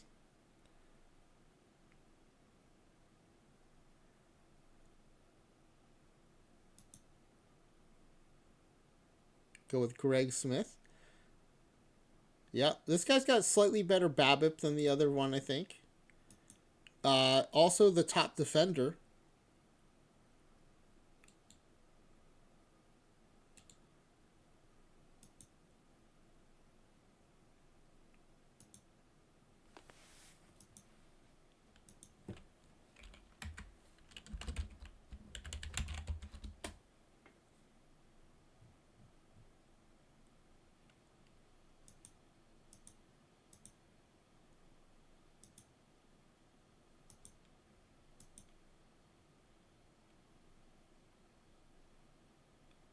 All right, and then what's next? Uh, wait, was that the catcher? Did we just do the catcher? Yeah, we did. Okay. Next up is a left fielder. Corner outfielders coming next. Left and right field.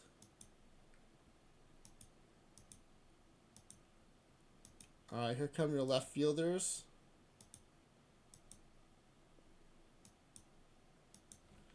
All right, good luck. Let's get some good dice rolls in here. You got a 2.5 star. Almost all the rest are 2 stars. All right, P. I'm getting caught up on chat here. P. Boom says Brewers call up Ohtani in 2020. He wins Rookie of the Year, second in MVP, and for some reason plays all of 2021 in AAA. Where he bats.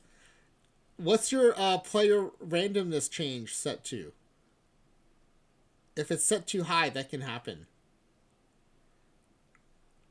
Oh, Special Kevin is in the chat. Welcome, Special Kevin. I've been in several Special Kevin streams.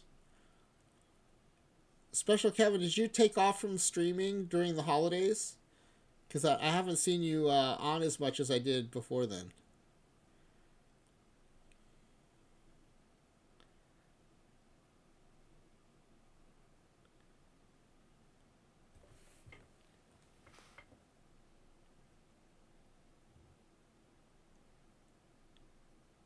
He still had a 712 OPS with a 073 batting average. That's amazing. All 32 of his hits were home runs. That's insane.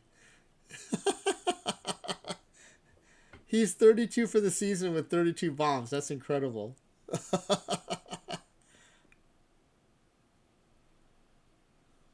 Oh, you're visiting family. Well, I hope you had a good holiday season there, Special Kevin.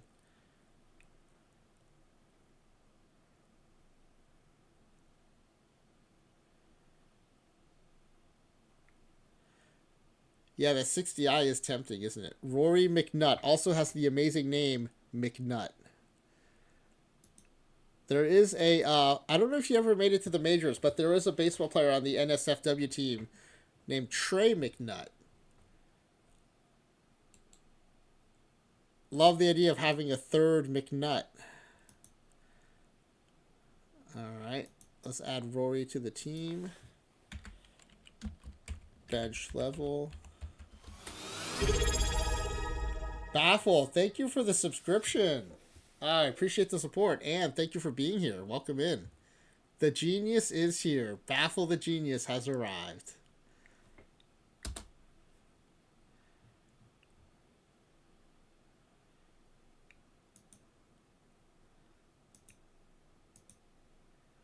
And Baffle has done a point redemption. We're just looking for a time to schedule it.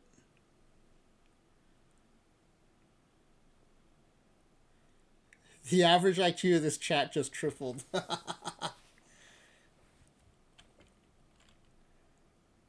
All right. He is now on the squad. All right. Next up for Clay Dog is a right fielder. Wait, we didn't already do the right. That was just a left fielder, right? Left field, yeah. Next is a right fielder.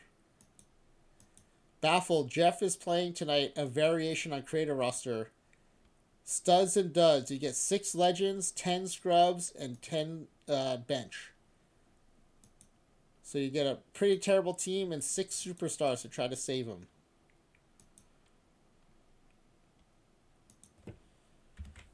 All right, 12 of these for you. 12 right fielders coming your way. No 2.5 stars, but a bunch of 2 stars. People said he pitched a 1.76 ERA on 150 innings.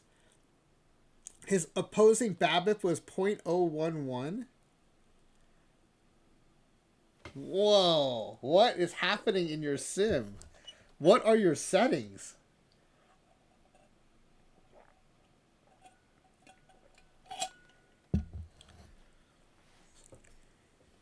Normal?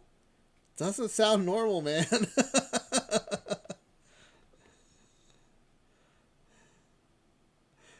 They are all normal. Alejandro Marroquin.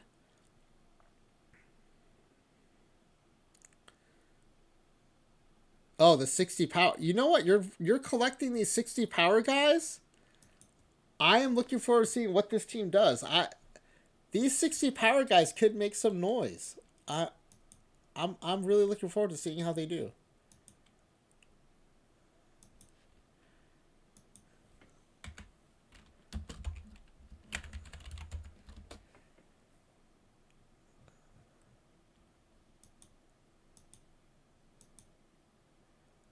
Because of all the work the Legends are going to do, if you have some guys hitting bombs on top of that, this could be a really good team. You needed a V right bat? Yeah. All right, left, right. You have got another first baseman coming. And then some pitchers.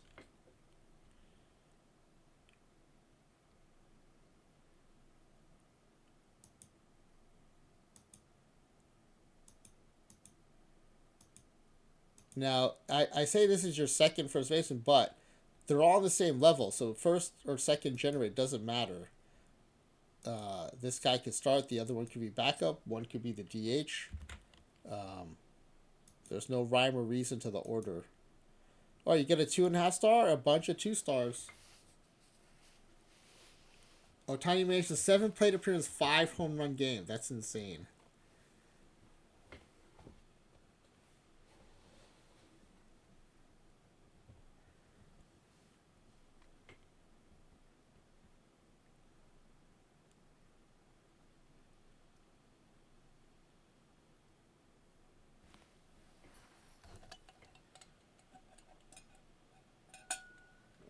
P Boom said everyone batted under 100. Ron Thornton.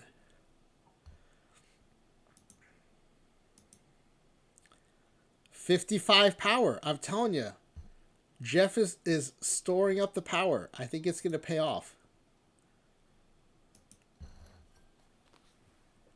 This guy's a natural DH too because his first base defense is terrible, even for a first baseman.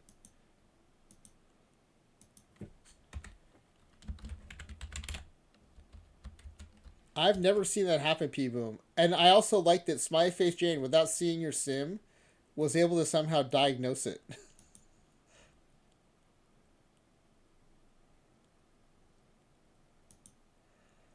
All right.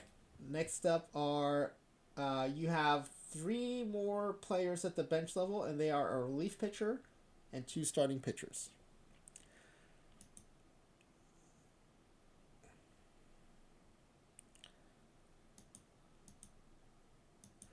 It almost sounds like the singles modifier got turned down to 0.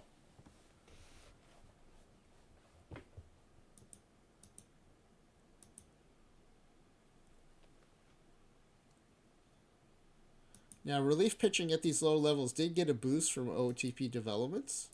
It was really bad before, so hopefully these will be pretty decent. 12 bench level relief pitchers. Let's switch to pitchers and pitcher view.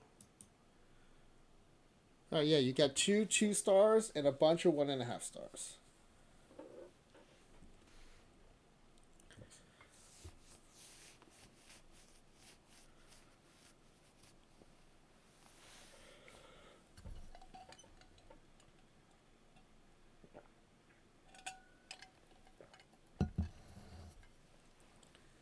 The modifiers, are they locked? Are they correct and locked?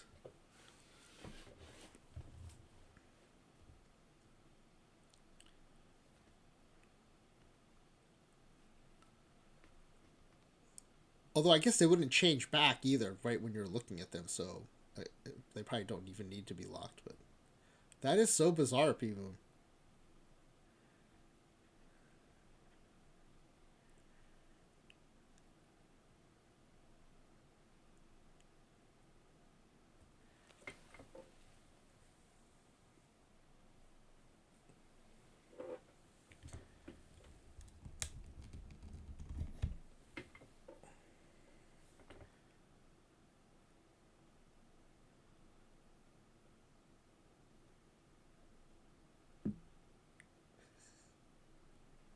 You don't like these choices? Ernie Wright. Going with the high stuff. Don't blame me for that choice.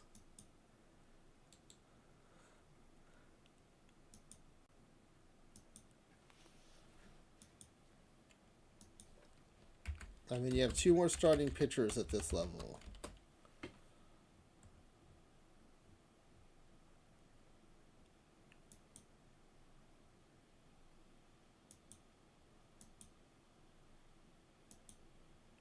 All right.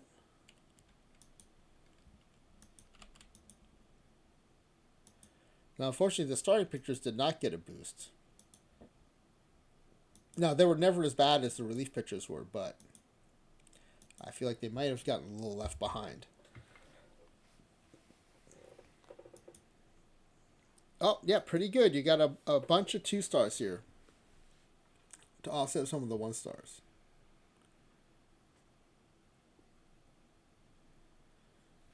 Yeah, that's right. A home run does not count as a BABIP ball. A home run is not in play.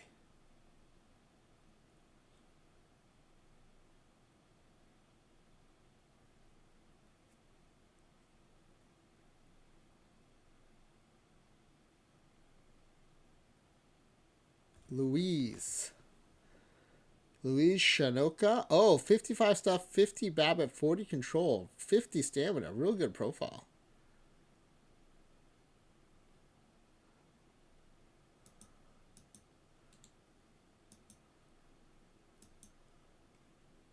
I didn't know you could create a single division with a specific uh, trait like that. That's interesting.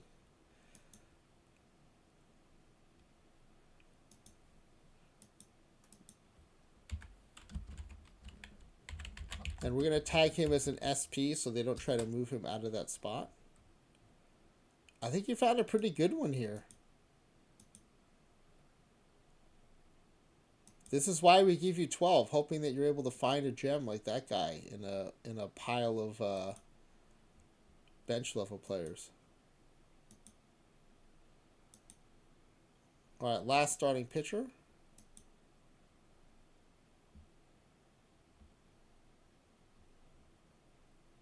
Uh, oh, this is age.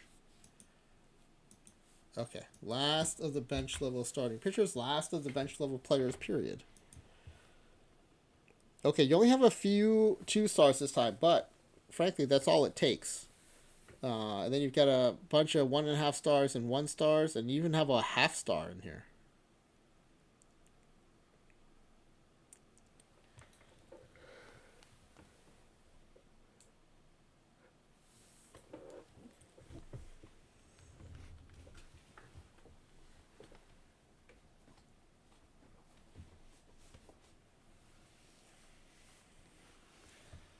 But P-Boom, also weird is that the AI even just sent him down to AAA in the first place.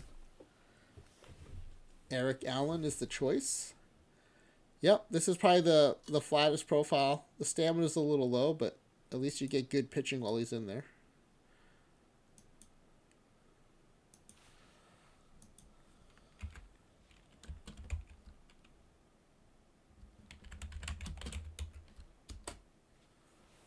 All right, now we're on to the scrub level.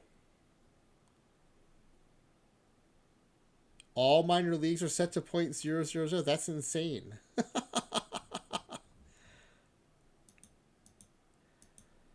All right, I forgot to account for the fact that we started streaming a little earlier tonight.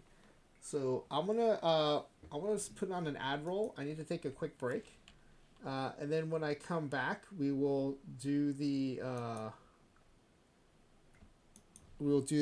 scrub level.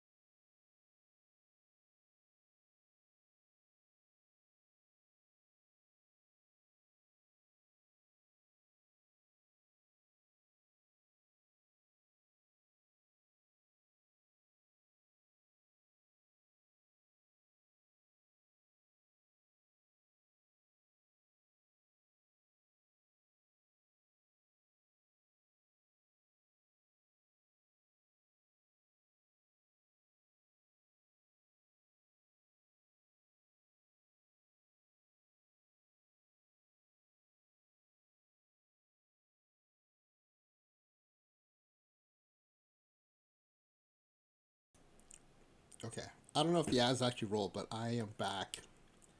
If Jeff the Jar is back, we can go ahead and get to the scrub level players. Alright, Jeff is here. Let me just make sure we have the right number of players. We do have 16, and they are all labeled, including the bench level starting pitchers.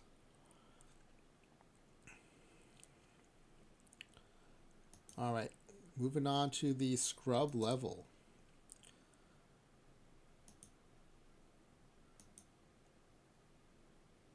Wait, what is this?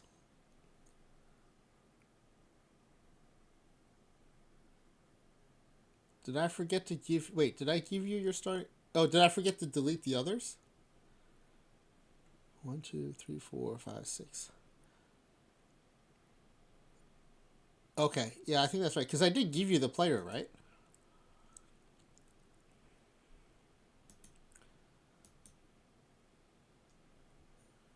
Yeah, you have 2 bench starting pitchers here. Eric Allen and Luis Shinoka. Yeah, I think I just forgot to delete the rest. Let me make sure there's 11. 1, 2, 3, 4, 5, 6, 7, 8, 9, 10, 11. Yeah, those are the leftovers. All right. All right, in the bench level, we're starting with 1, 2, 3, 4, 5, 6, 7, 8 relief pitchers right off the bat. Awesome.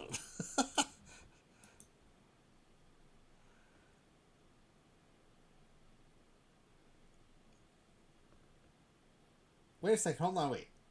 Did I count that right? 1, 2, 3, 4, 5, 6, 7. 7. You would have had too many pitchers. 7. Okay.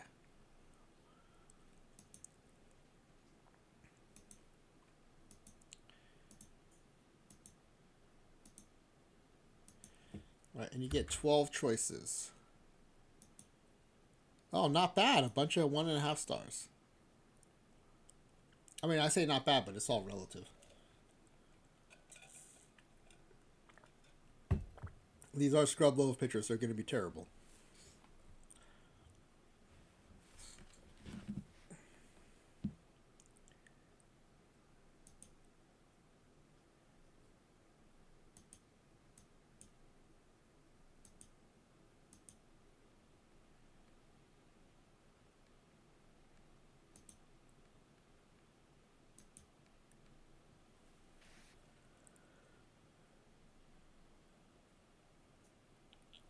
Kevin Petrie. Yep, very flat profile. Probably not going to hurt you as much as some of the others might. And he gives you some stamina out of the pen. I like this pick a lot.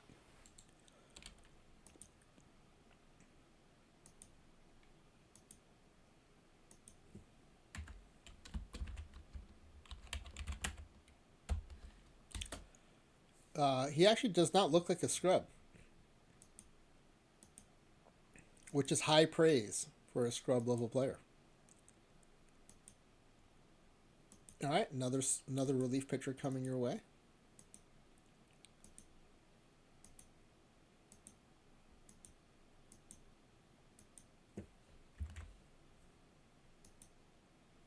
Okay.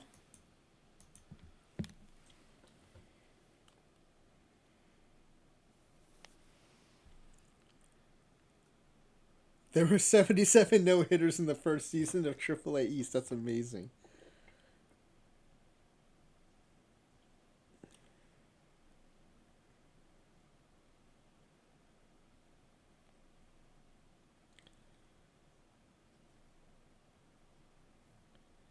Steve Colburn is the pick. Yeah, another flat profile. Nothing too concerning there, which I think is a good thing.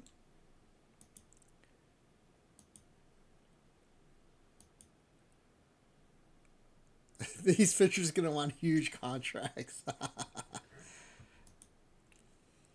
I was thinking the other day about how we had a player retire during low ball and how amazing that was. I still can't believe that happened. That was so incredible.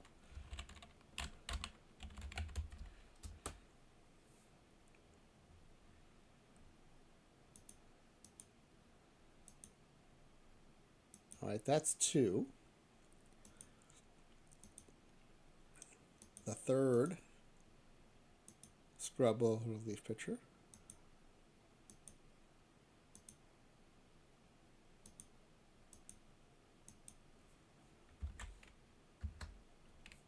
I think it does help that we give you 12 choices.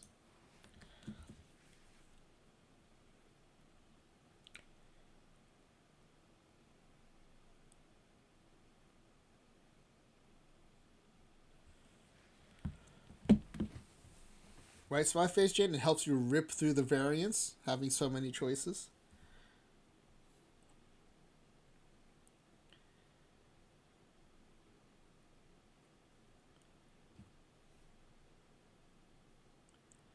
It's 5 for regular creator roster, that's correct. But these players are so bad that even at legend level, I want to give whoever's playing the best chance possible, so you get 12 players to pick from.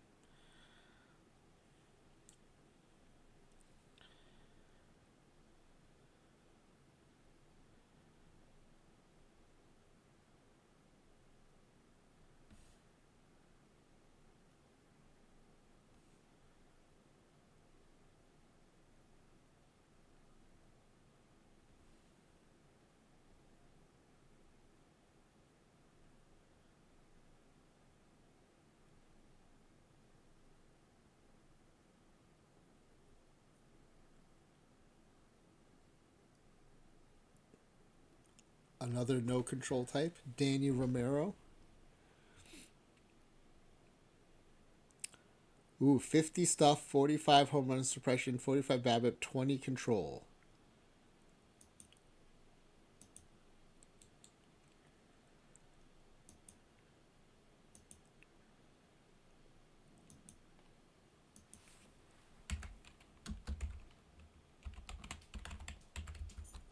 Okay, I think that was 3. Might be 4. We'll do a count to make sure.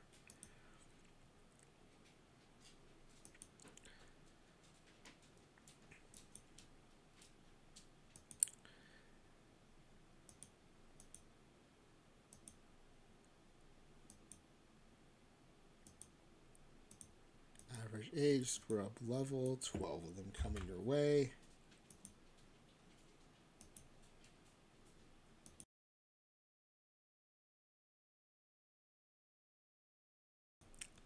Control is getting scarce.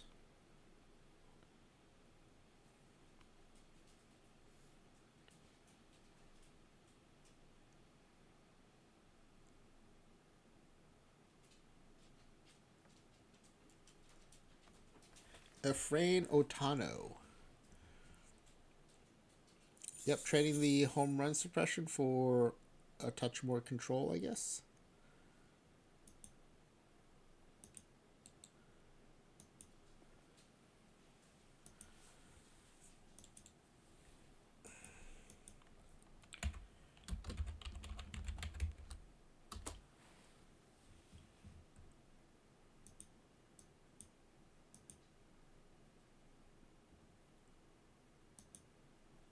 Alright, let's do a quick check here. How many scrubs do you have?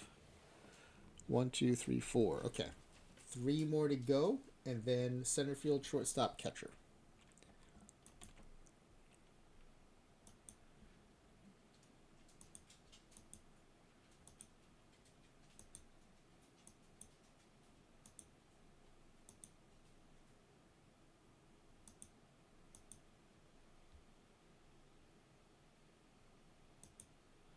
Alright, 12 of these. Here we go.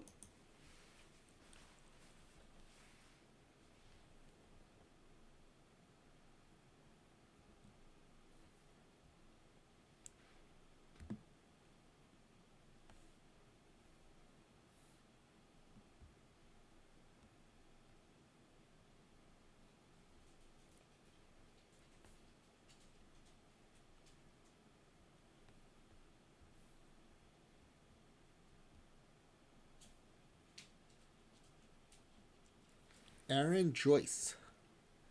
Where's good old Aaron Joyce? Tie for the top stuff. And tie for the second highest control. Pretty good stamina, too.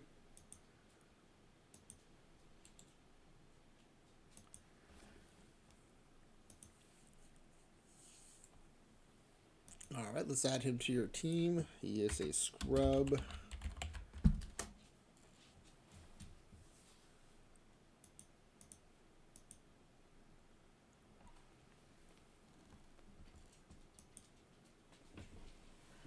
Okay, 2 more relief pitchers to go.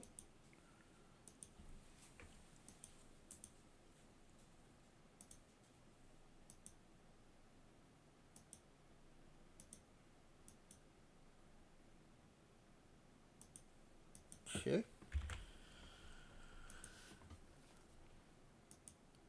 All 1.5 stars.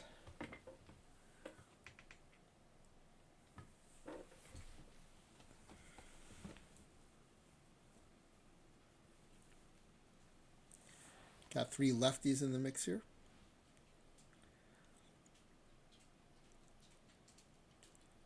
And they're all fly ball or extreme fly ball pitchers. Javi Mesa, Table Mesa.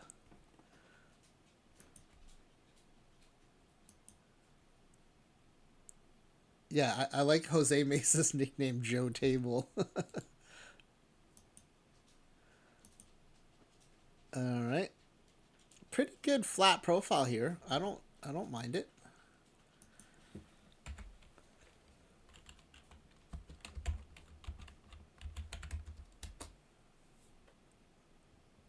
All right, I think we have 1 more of these to go.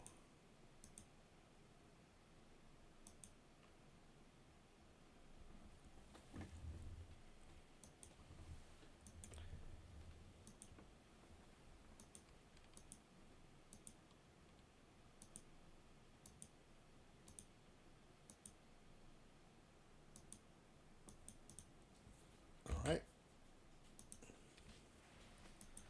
bunch of 1.5 stars in here.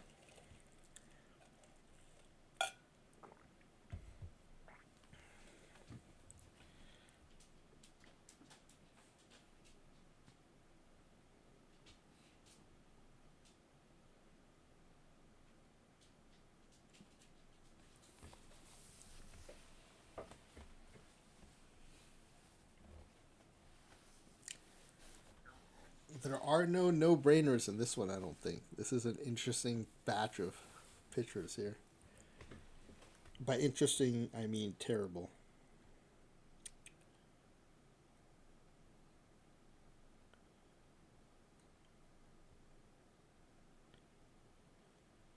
Carlos Gonzalez.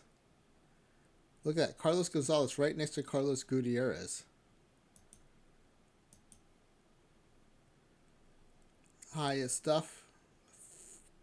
Not the worst control. Good stamina.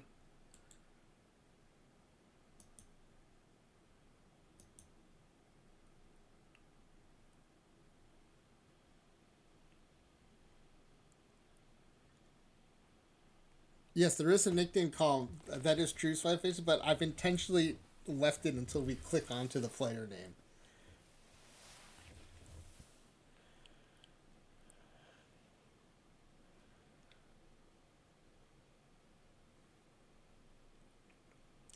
Might be too unfair.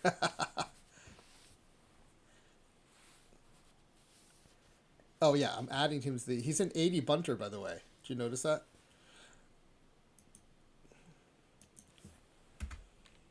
Oops. Jeff clearly drafting for the bunting. Okay, I think this is your last relief pitcher.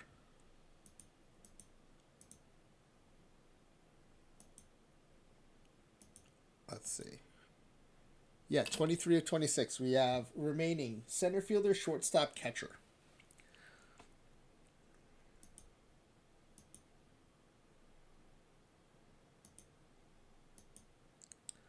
All right, here's your scrub level center fielder.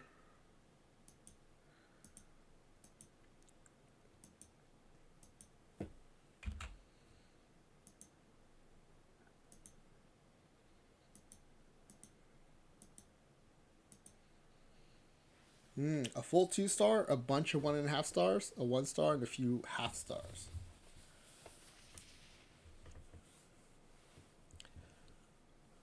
Not much power in this group. The defense, the defensive column looks like a Christmas ornament. Red, green, red, green, red, green.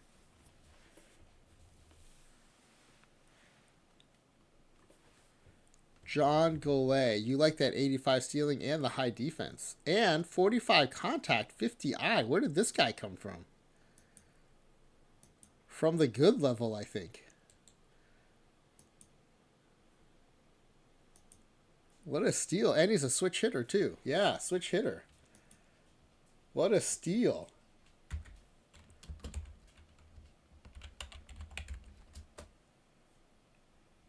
Nicely done.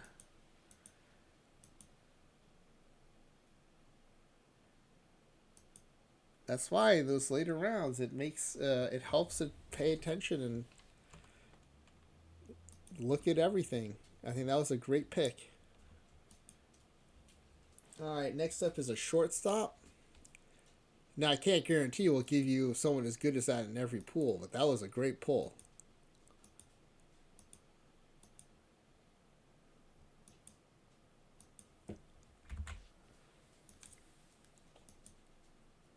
Okay, we've got about half 1.5 stars, and the rest are 1.5 stars.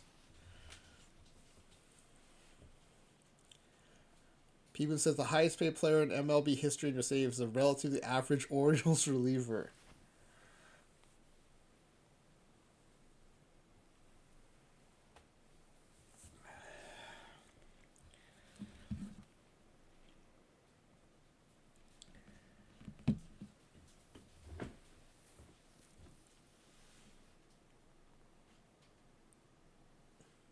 Is anyone in here in gold only tonight?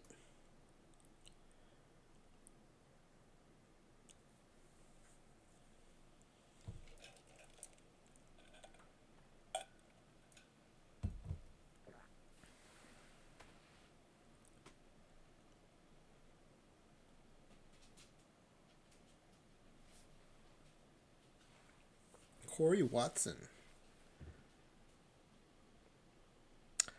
Do I delete the 11? Yes, yes. We always delete the leftover players. Corey Watson, 75 bunting, no doubt, is why you chose him. Now, this is interesting. He has 70 infield range, yet has 45 defense. That is a weird combination.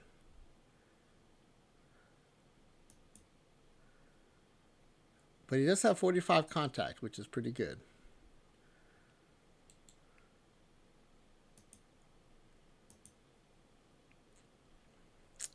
Look at that. 70 range, 35 error, 45 arm, 55 turn double play. What a weird combo.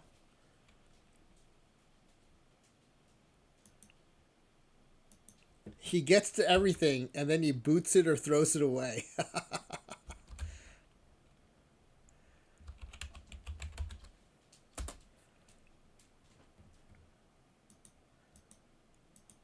All right. Guardians. Okay. One last pick, and they're ready to start the sim. We'll close the pack giveaway form and see what everyone's thinking about this team. Last up is a catcher.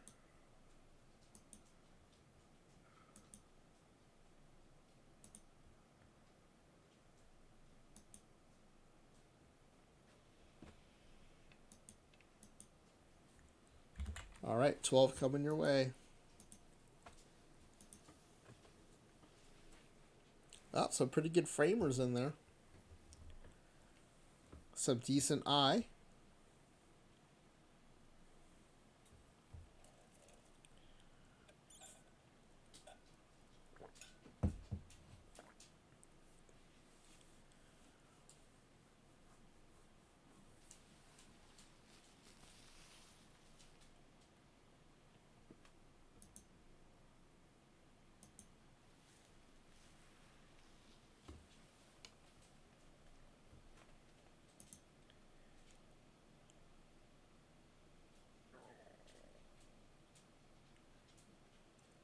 Bob Loon said I'd fill out my form differently now that I've seen the luck Jeff has had with the benches. Yeah, he's had some really great pulls down here. Erlenbush, amazing name and great framer.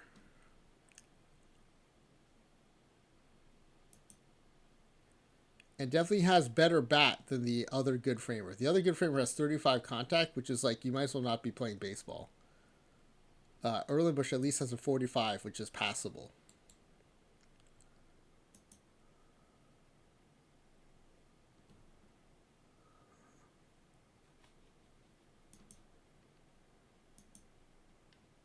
Erlenbush. Scrub. Erlenbush is a name that screams 10-year career as a catcher, but backup only. I was thinking it screams a 15-year career as a loogie.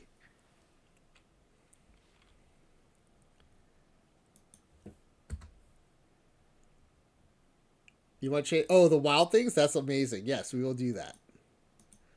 We will do that. Let's do that right now, in fact.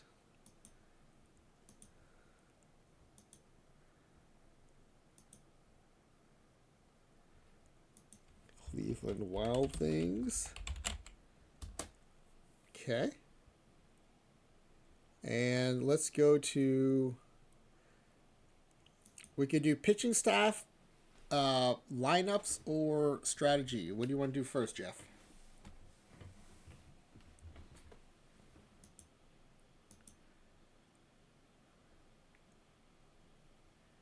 Pitching.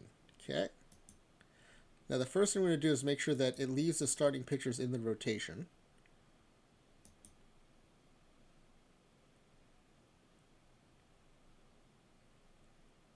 What? Bob Selby, I've never... That's interesting. I've never seen that. In your base game, the A's changed their name. So I made chance that the A's would never do something like that. Amazing. All right. Okay, it did keep your starting pitchers in their spots. It did use your bench level pitcher as the closer. I think this is about as good as it's going to get. Looks pretty good. Now, what rotation mode would you like?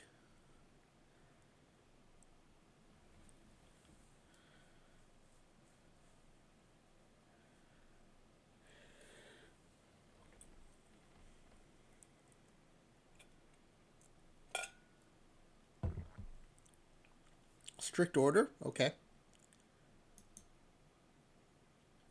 Now, you know that's going to give the back end of your rotation as many starts as the front end, right?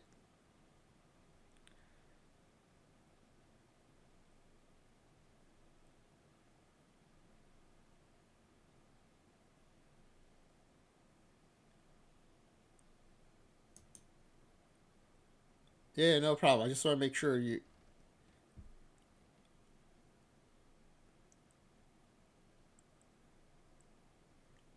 Yeah, okay. Always start highest rested. I think that's a good idea. All right. Batting order or strategy?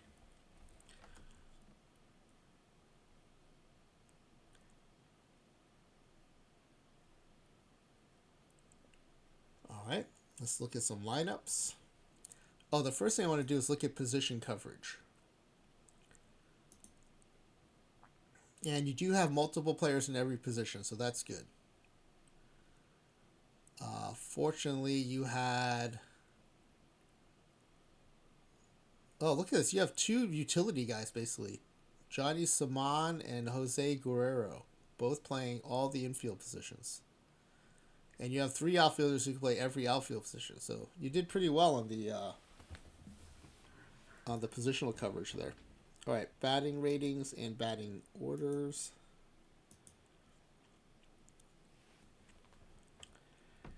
It does have one bench level player on the bench. Oh, but that's okay. There's no scrub starting ahead of him, so that's good. Jose Guerrero, legend level shortstop, leading off. This is that 95 fielding guy. Second is Rory McNutt, bench level left fielder. 2.5 stars. 55 contact, 60i. I mean, this is not a bench level profile. 55 contact, 60i. That's awesome. And he's batting second, which is a good spot for that profile. Miguel Archia is batting third. This is the 90 BABIP guy. Triple Crown winner here, I think. McNutt and Saman in the same lineup. I know. It's too perfect. And Erlen Bush is on the same team, too. Carlson is batting cleanup. He is your 70 power guy. 60 contact, 60i. And then we got Johnny Saman, speak of the devil. He's batting fifth, playing third base. Yeah, he got a batting profile up here. Ron Thornton at first base. Let's see, Pat Murphy. It did put your two first basemen at first base and DH, so that worked out the way you were planning. And your right fielder is batting last, Alejandro Moroquin. Wow, it's batting a 60 power guy last. That will be interesting. But yeah, look at this power you're able to assemble. Even if you factor out the non-legend level powers, you have a 60, a 55, a 50, another 60, another 60. Simon.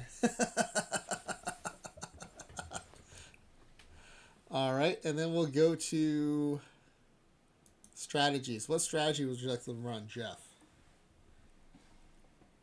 Baffle, get your form in. We're going to close it soon.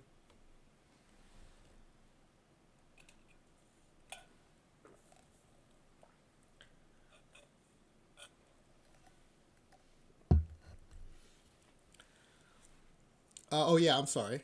Let me show you the list. Any of these top 8 here.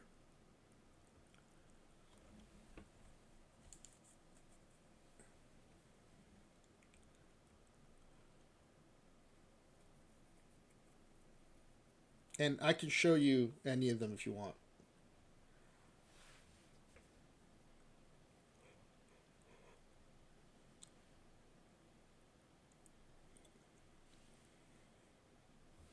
Let's see, sabermetric, no problem.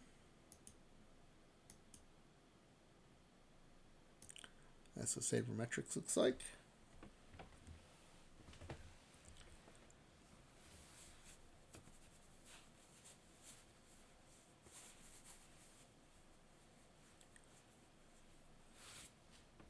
Here's a list again, too. Tactician. All right, why don't you take a look at it first, make sure it's what you want.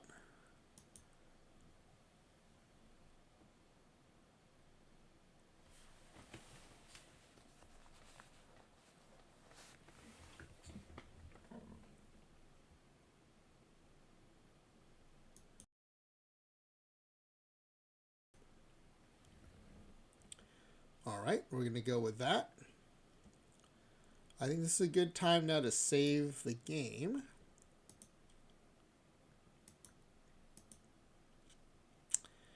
And I'm going to go ahead and close the form unless anyone is working on a last minute submission. Please let me know in chat. Otherwise, I'm going to close the form and we'll take a look at the guesses.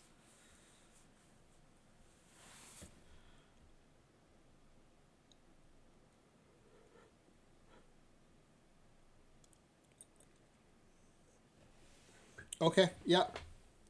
Oh, yeah, Jeff, you had to... Oh, yeah, this is where I usually take an ad roll. That's right. Let me do that.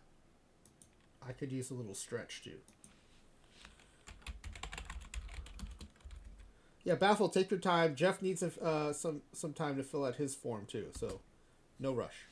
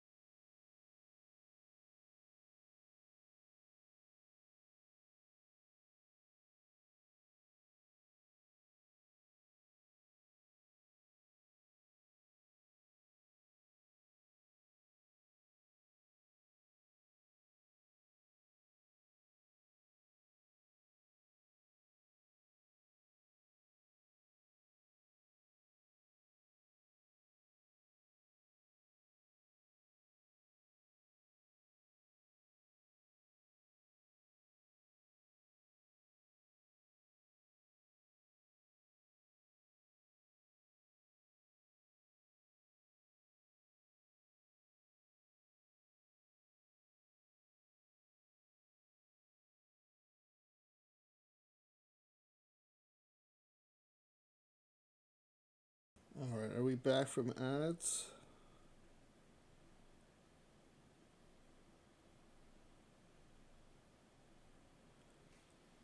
You know, Bob Dublin, it's funny that you said that because uh, after I raided into Marbek77, who streams OTP in Spanish, I started getting a lot of Spanish language ads.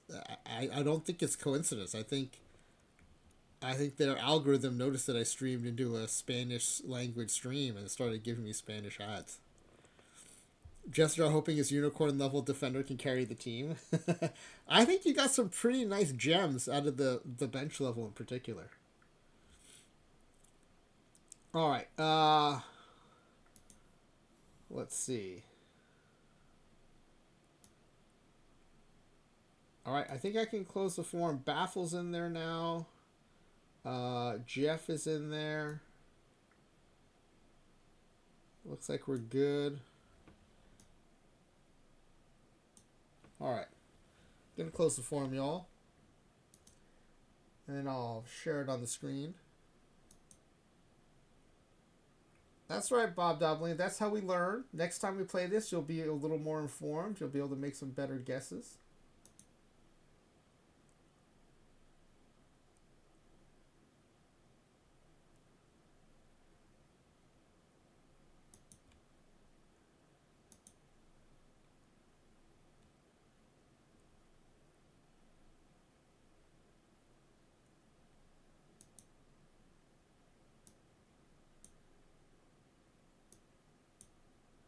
All right, let me adjust the size of some of these columns before I put it up on the screen.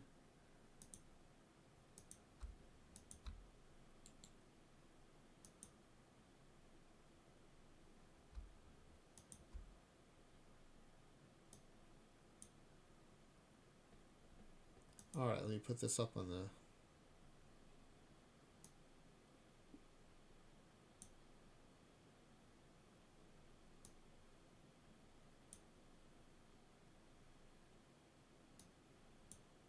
All right, here we go.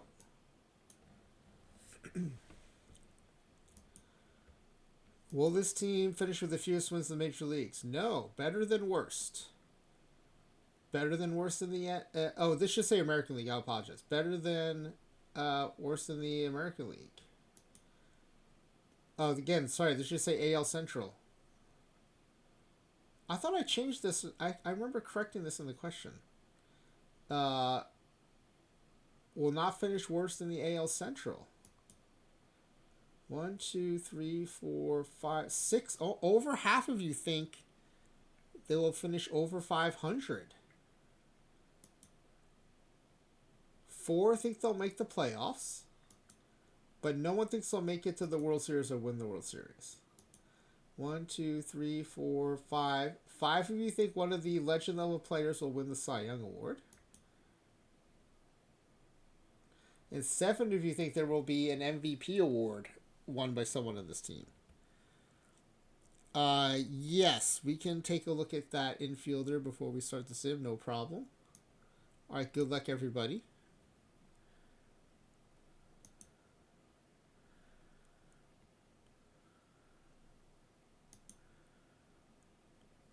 There it is. I'm going to screenshot this guy. He's so good.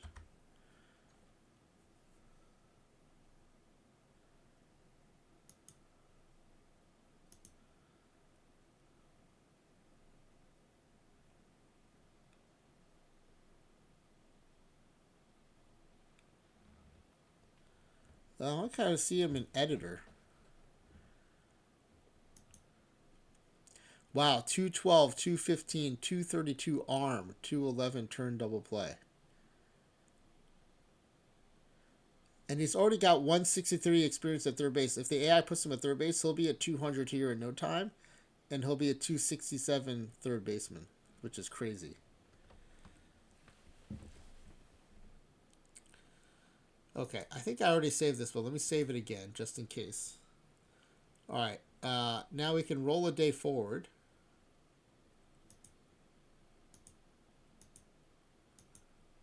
Now the AI is generating the preseason predictions, so we'll take a look at those.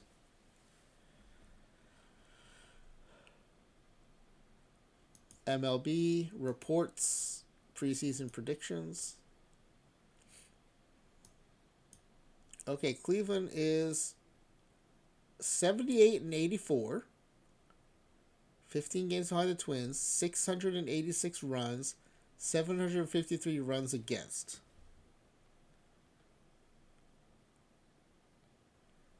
Pretty good strikeout count there. You're projected to lead the league in home runs at 262.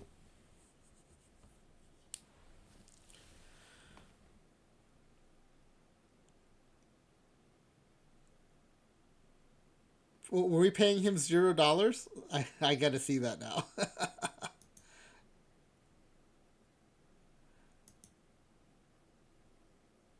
Oh yeah, $0 salary.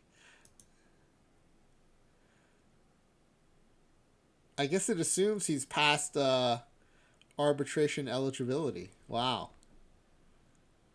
That is interesting. Now I want to kind of see.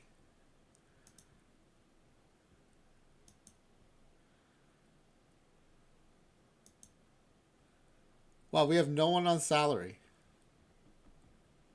I guess because we just I add them to the team instead of signing them, so they just go on for free. That's wild.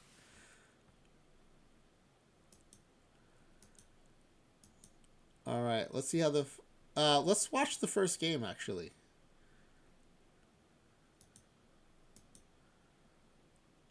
Against the Mariners, no less.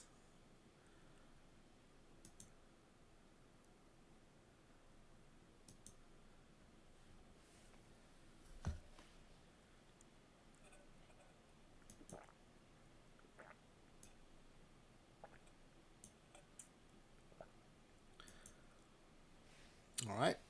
2 outs, 0-1 count to Teoscar. Oh, deep fly ball to left field. That's gone. Even legend level pitchers give up home runs sometimes.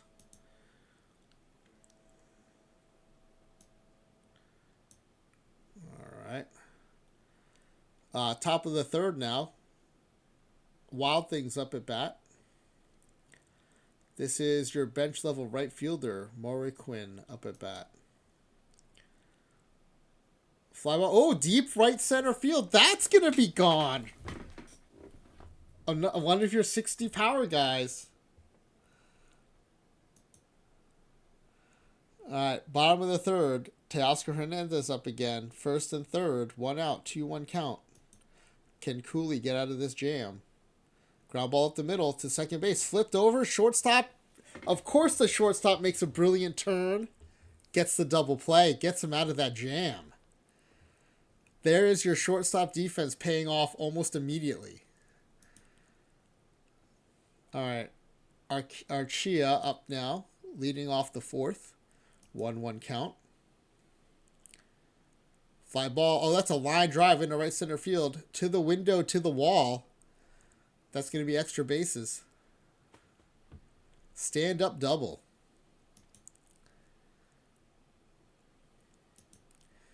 All right. 2 outs now. 1-2 count. Runners at first and second for Greg Smith. He's your bench level catcher. Oh, and he pops it up.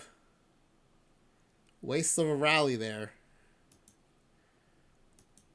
All right, bottom of the fourth now. 1 out. Ty France up at bat. 0-1 count. Line drive into center field. That's going to drop in for a base hit. Runner around second. Throw is not in time. But they hold the trail runner, so the fourth play is still on. J.P. Crawford up at bat. Line drive into right field. That's caught. Runner holds. Right fielder did a good job holding the runner there. 1 out now. Double play could get them out of this inning. Eugenio Suarez up at bat.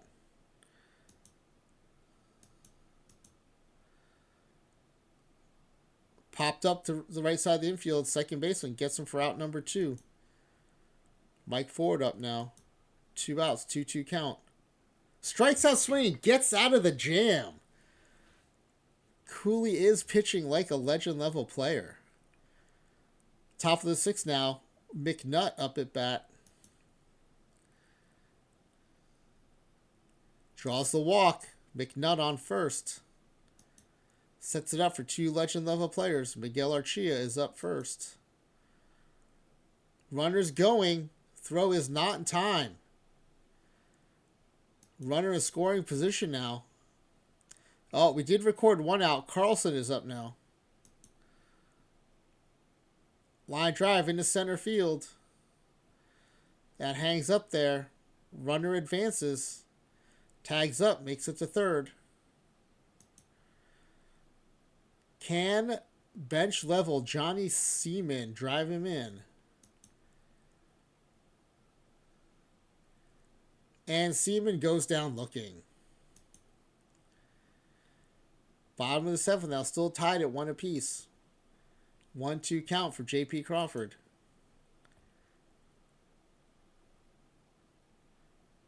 Line drive into the left center field. That's going to drop in for a base hit, but the left fielder cuts it off. Should hold him to a single. That's an important play there by the left fielder.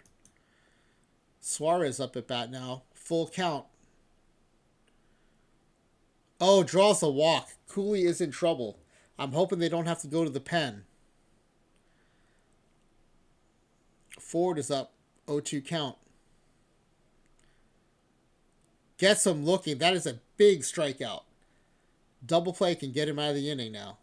AJ Pollock up at bat. Ground ball to third. Over to second. Second baseman makes the turn and turns the double play. Gets out of the jam. Nicely done. All right, Guerrero leading off the top of the eighth. Top of the order. Trying to set the table. Line drive over the shortstop's head. That's a leadoff single. All right, McNutt is up now. Oh, they're pinch hitting for McNutt. McNutt is out of the game. Albrecht is up now. How did we get Golay up at... Oh, Golay is pinch running. Oh, they took out your legend level shortstop for a pinch runner. Oh, man. I hope this doesn't go to extras or anything. Popped up in the right field. Oh, it could be important, though. Pinch runner's tagging. Oh, he didn't go. They pinch ran and he didn't go. First and third now. 1 out. 2-2 count for Carlson. I mean, I hate to say it, but this might be your last chance. After this legend level player, it's all bench. Oh, the wild pitch gets away. The pinch runner scores. Oh, the AI looking smart now with that pinch runner. Archia advances to third now. 2 outs. Bench level third baseman Seaman up at bat. Seaman drives it deep to left field. Oh, it's gone. Seaman goes yard. Unbelievable.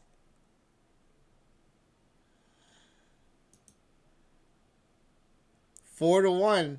Top of the ninth. 2 outs, 2-2 count for Golay. Golay is the player who came in as a pinch runner. Scrub level left fielder. Oh, and he lines it into center field. That's a base hit. The Scrubs are having a day today.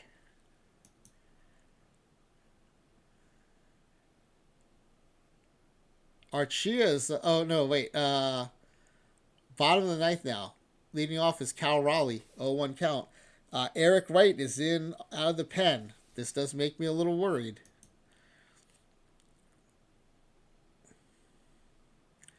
Line drive into right center field. That's off the wall. Extra bases.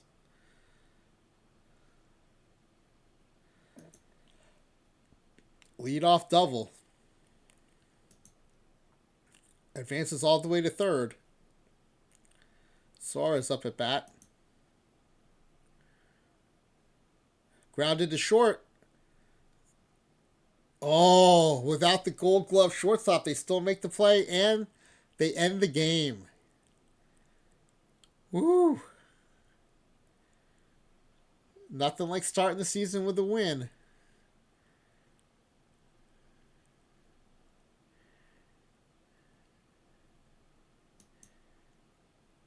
Wow. Cooley is. Oh, I thought they might make Seaman the player of the game for that game-winning home run. P Boom, you missed Jeff the Jar's bench level third baseman go yard to win the game.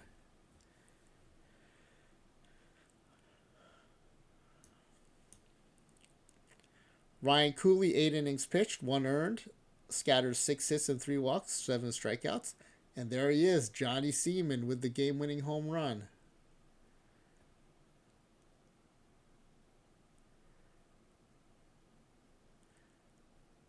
Seaman was all over that pitch. Took it yard. Is Seaman a spray hitter?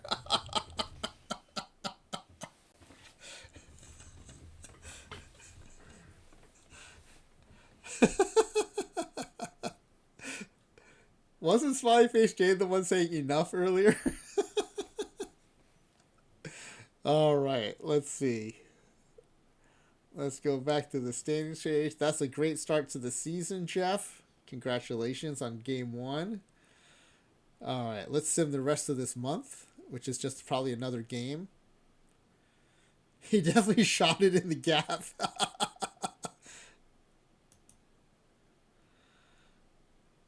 All right, Cleveland starts 1-1, half a game behind the Twins. All right, let's sim the first full month and see what happens here. Ooh, a rough start, 2-5, but they're starting to come back here. 6-10. Oh, another losing streak. 9-18. Pitcher of the month, Laws, and player of the week, Archia. Let's check out the pitcher of the month.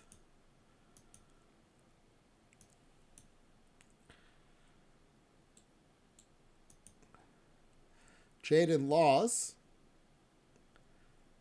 5-0, 0.91 ERA in 5 starts in the month. 61 strikeouts in 39 2/3 innings. Unbelievable. I got to see this guy's profile. 75 stuff, 70 HRA, 60 control. He's on the pace for 393 strikeouts. Jeez. This is unbelievable. All right. Let's do another month. Oh, wait, let's see. Standings. Leaderboard. Archia's hitting 367, second in OPS, third in batter war. Law is second in ERA, second in tied for first in wins, and second in strikeouts, only behind Freak Show DeGrom, who doesn't get injured this year because injuries are turned off. Laws is leading in pitcher war.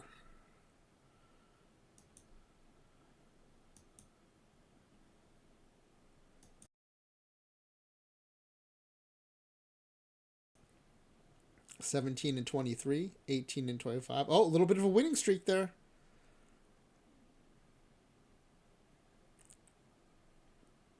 Archia's batter of the month. We'll go ahead and take a look at that. 6 consecutive strikeouts by Laws, 7 consecutive on base by Archia, 7-game RBI streak by Archia. So it says Archia won the player of the month. Let's see what that's all about.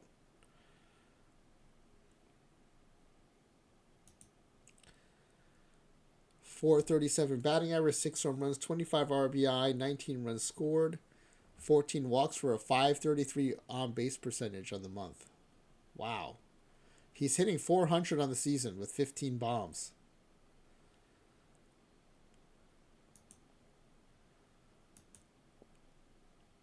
All right, let's sim the month. Bottom of the division, but 25-30, only 5 games below 500. Still within striking range of 500, and if they get hot and the White Sox get cold, there's still a chance they can catch. And, of course, the Mets are in first place in the NL East. Everyone saw that coming. Month of June.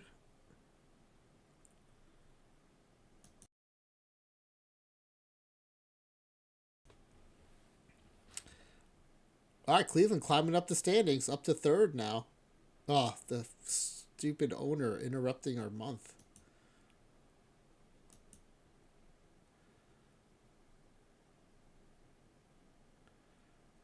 Bouncing between third and fourth with the Tigers.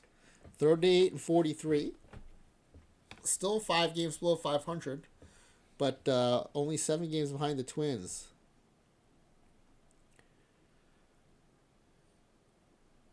All right, let's do another. Let's sim to the All-Star break.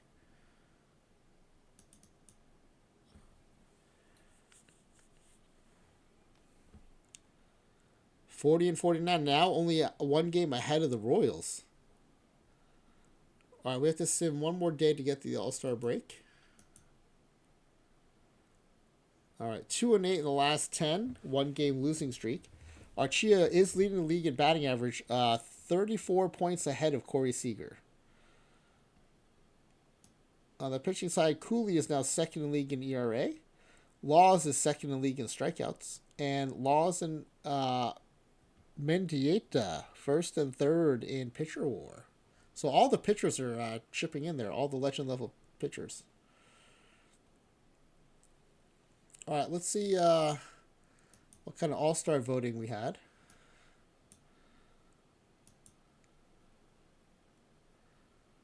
Let's see. Miguel Archia is first in votes at second base, 4.7 million votes almost.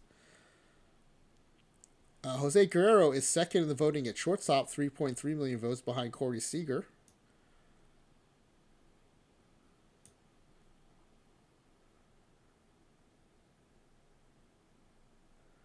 Jaden Law is third in the voting in pitching for starters. We didn't get a reliever get any top 5 voting. Let's see if we were snubbed.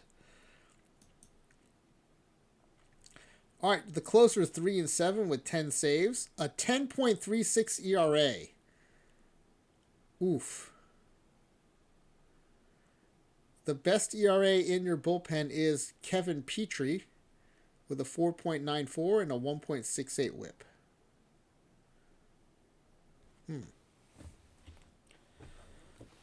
All right, let's check out the who actually got selected to the All-Star game.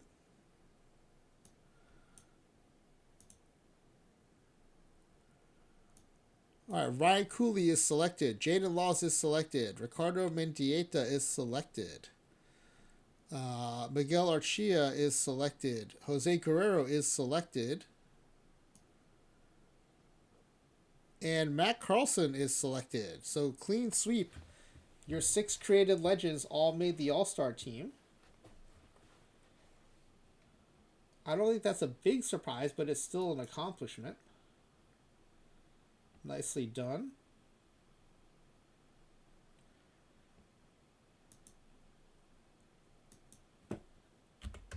All right, let's check out the home run challenge.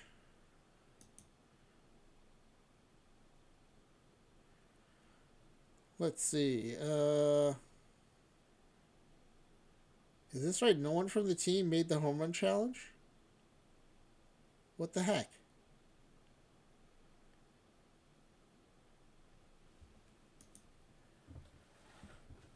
That seems like a bit of a snub. Okay, after this, we'll look at the batting stats to see if someone should have been invited.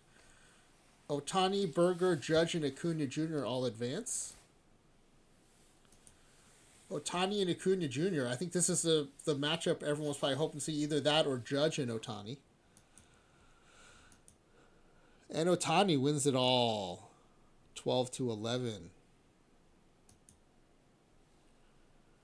All right, let's sim a day ahead to the All-Star game itself.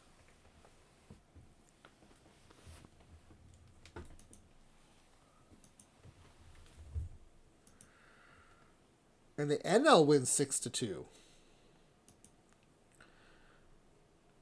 Let's see. Archia went 0 for 3 with 2 strikeouts. Carlson pinch hit, went 0 for 1 with a walk and an RBI. And Guerrero, your oh wait, I thought Guerrero's your shortstop. Oh, he played third in the All Star game because he's a great at fielding third base too. 1 for 2 with an RBI. So Guerrero had a good game. Mendieta started the game, went 1 inning, 1 hit, 2 strikeouts, and that's it. I guess the other pitchers might have been tired from starting close to the All Star game.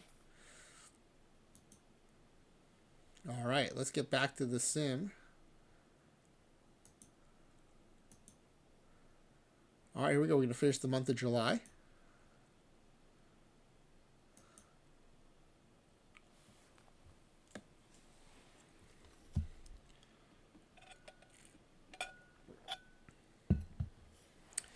"26 consecutive stolen bases by Golay, a scrub." Whoa, that's amazing. And a 9-game quality start streak by Cooley. Oh yeah, we were going to see if anyone got snubbed on your team anyway. Let's go check that out.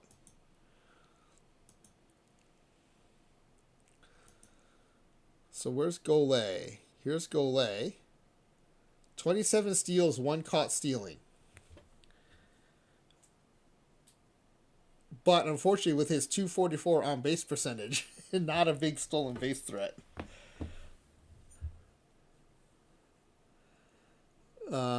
Archia, 23 home runs, 322 average, 1026 OPS. Carlson, 28 home runs, 298 average, 1018 OPS. And Guerrero, 17 home runs, 294 average, 894 OPS. And 11 steals and 11 caught stealing. Just stay put, man. Oh, look at this. Johnny Seaman, 15 stolen bases, caught only once. All right, let's go back to the standings view. All right, the month of August.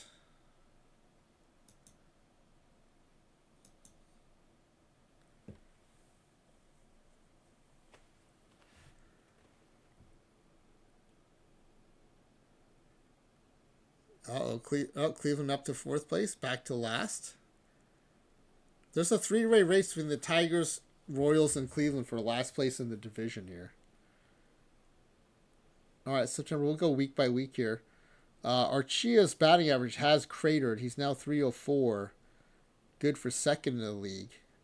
Carlson is leading in OPS and batter war. Ryan Cooley still second in ERA.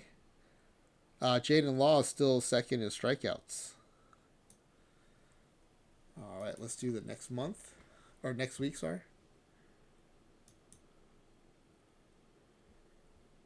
No one's just getting your semen. Marbeck, good morning. We were actually talking about you earlier. Hope you're doing well. We are watching JeffTheJar simulation for a new version of Creator Roster called Studs and Duds, where you get 6 legend level players, 10 bench, and 10 scrub. All right, 55 and 82, 1.5 games behind the Royals.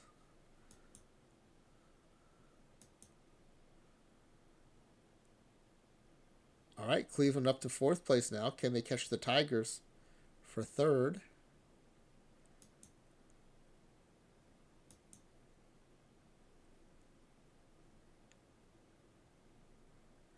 No, they're stubbornly between the Royals and the Tigers.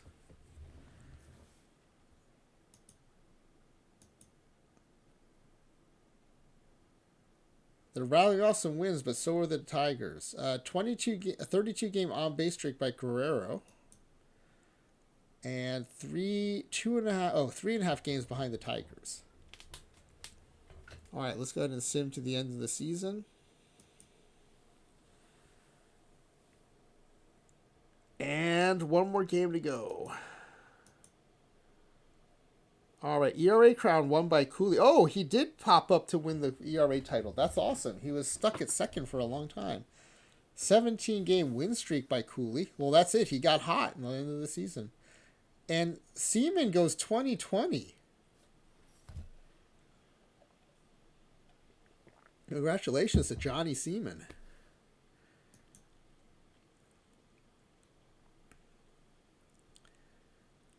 All right. Let's see. Postseason.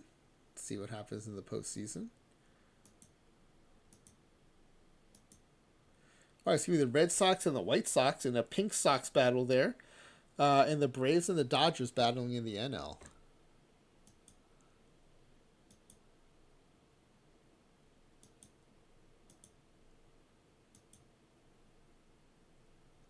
Yeah, tough season. I'm glad you had fun though, JeffTheJar. We still have the postseason awards. You might make some noise there, and then we can do our pack giveaway. The White Sox win. They'll face AW's Rays, and it's the Rangers Twins. The Braves advance to face the Padres, and it's my Mets facing the Cincinnati Reds. Oh, and the Mets advance to the NLCS to take on the Padres, who squeaked past the Braves in 5. And the Rays sweep the White Sox, and the Rangers take 5 games to beat the Twins.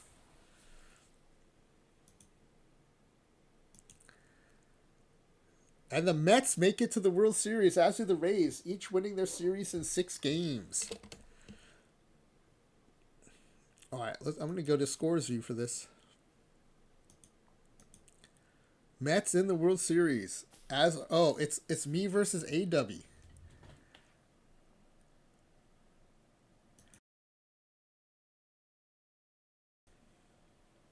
Oh, it's Kitty Poo Poo's Braves? I didn't realize that. Spyfish says this sim is more bunk than Pee-Poo's. It is true. The Mets should not be in the World Series. All right, Scherzer against McClanahan. You know, McClanahan had a great card in PT24, but I guess because he's been out with injury, he doesn't get anything in PT25. That's unfortunate. All right. And the Rays take game 1, 6-1. See, Spy Fishing, the sim works. It's doing what it's supposed to do, make the Mets lose. Game 2, Kodai Senga against Tyler Glasnow. And the Rays win 6-3. See, nothing wrong with the sim. Working just fine. Travel day. And we're in, not Shea, Citi Field. And the Rays win 73. See, the Mets are going to get swept. The simulation engine is working just fine.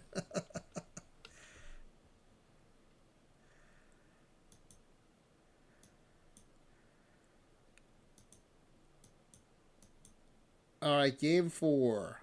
Drew Rasmussen against Jose Quintana. This is to avoid the sweep. Mets trying to force a game 5. And the Rays win 14-1. Womp womp. Mets lose.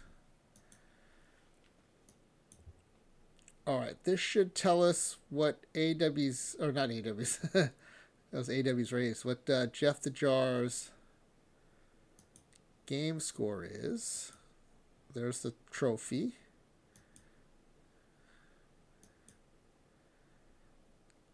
Game score of 107. We'll add that to the leaderboard.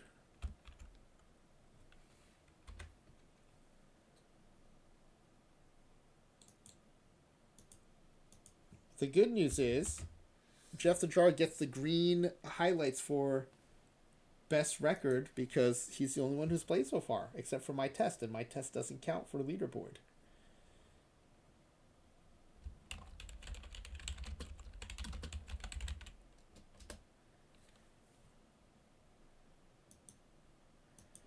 All right, 70 wins for Jeff.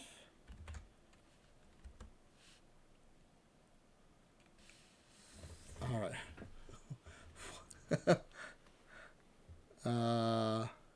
Let's get to the mailbox, and let's find out who gets some Great Glove awards. Now, your shortstop should get one, right?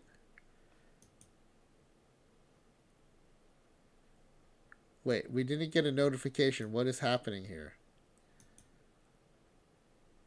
J.P. Crawford beats out that shortstop profile for Gold Glove. That insane profile loses the Gold Glove.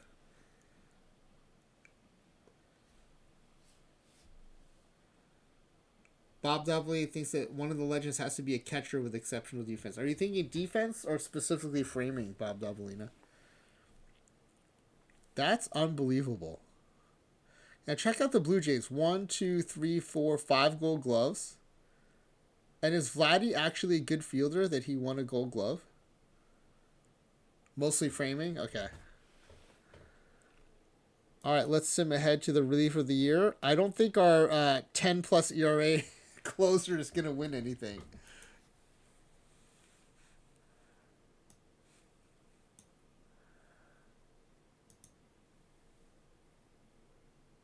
Yeah, no votes for anyone on our team. Fairbanks gets 24 of the first place votes. Congratulations to him. A trip to the minors is what he wins. All right, Platinum Stick Awards. I'm assuming you're going to get 3 for your 3 guys. Only 2. Guerrero wins 1 and Carlson wins 1. Let's see what led to that snubbing.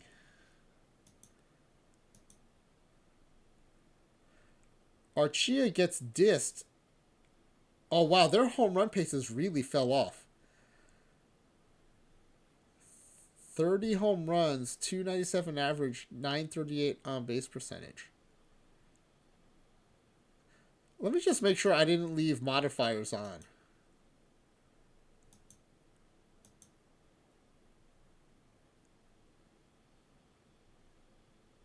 No, we locked it. Modifiers are off. We did not nerf the team.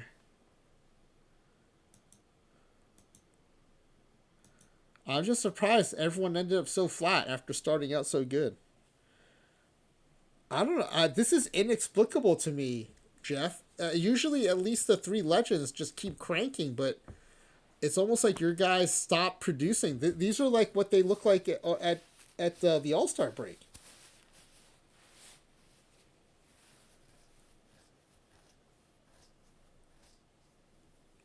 I think their home run totals actually are not that different from the All-Star break. This is weird. And they were definitely batting in the 300s, especially Archia. And they all finished below 300. I don't know what happened to this team.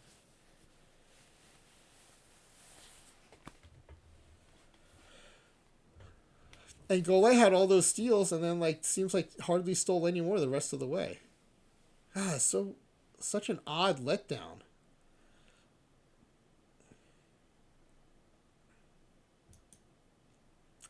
All right, Rookie of the Year, we don't have anyone eligible. All right, Cy Young, what are we thinking here? We've got, again, these guys just stopped producing. 18 and 4, 18 and 7, 14 and 13.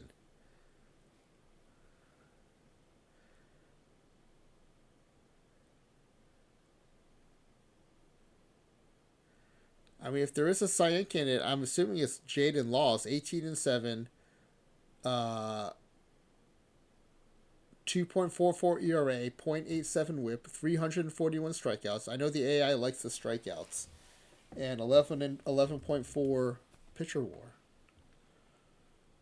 I think he's the best bet for a Cy Young.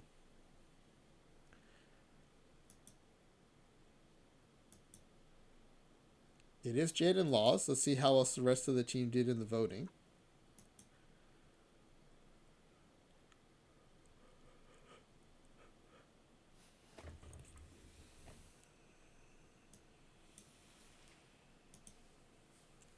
DeGrom. Oh, wait. Did I not check the box where pitchers can't win the MVP? Oh no, sorry. This is Cy Young. Sorry, I'm thinking MVP. DeGrom finishes second.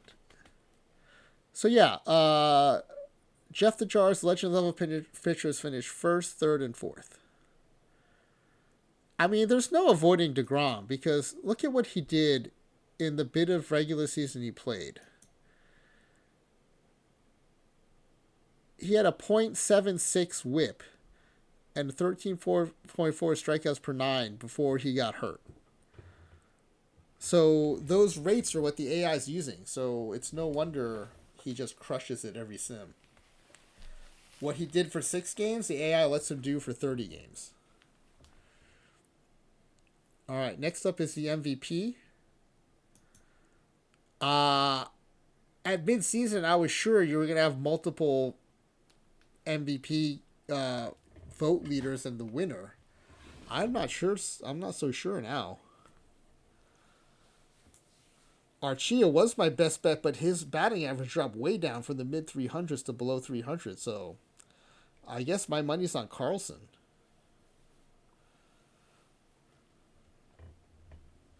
Spy Face Jane says Carlson too. Yeah, I agree.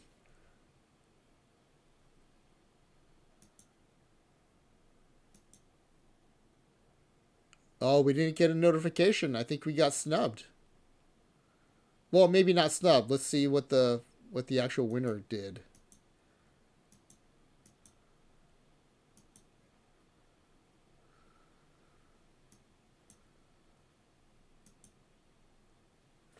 Aaron Judge gets 22 first place votes. Carlson gets 6. Seager and Devers each get 1, and then Archia comes in 5th. Guerrero comes in 7th.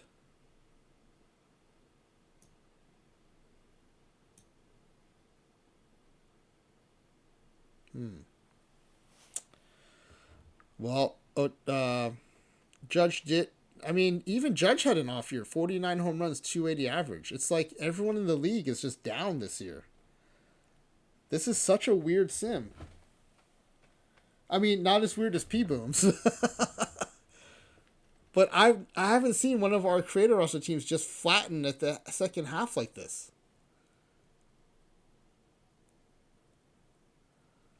That's so bizarre. Okay, well, I think we have the information we need for our pack giveaways. So let's shift over to that thinking. Give away our packs.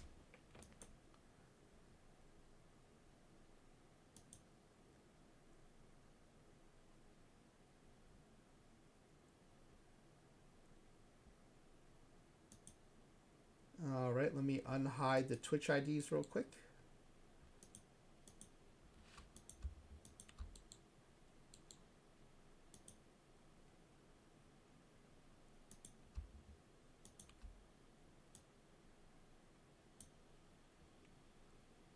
All right. Again, I think we have 11 contestants tonight. Good luck, everybody. Will this team finish last in the majors? They did not. Everyone advances.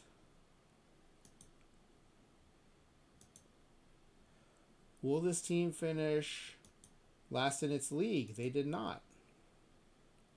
They were saved by the Royals and the Athletics both.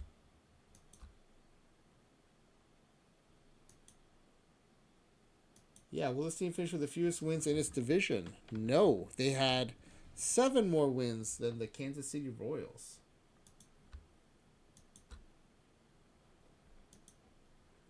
And then will this team have a 500 or better win percentage? They did not.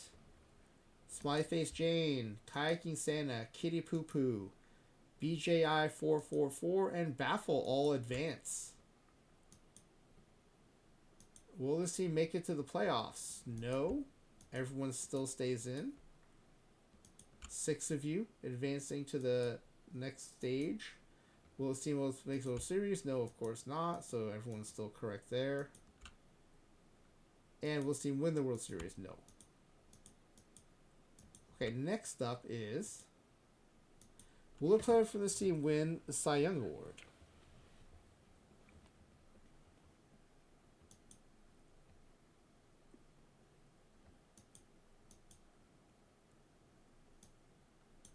And I was trying to look up his first name. Jaden Laws. Jaden Laws does barely beat out Jacob deGrom for the Cy Young Award. So congratulations to him and to Smiley Face Jane, Kitty Poo Poo.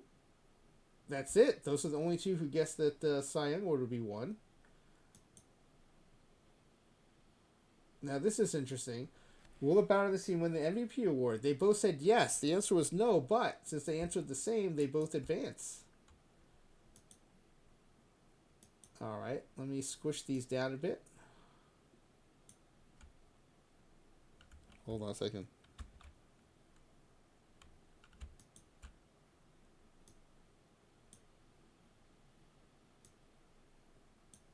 All right. How many regular season games will this team win?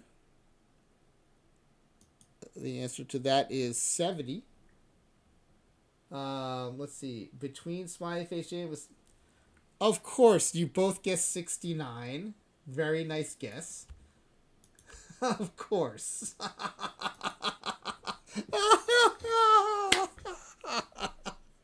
Oh, Technically Cute is in the chat. Awesome. Technically Cute runs a fun art stream that we've raided into. We've been raided into them by Ophi and Stitch, and we raided directly into them as well.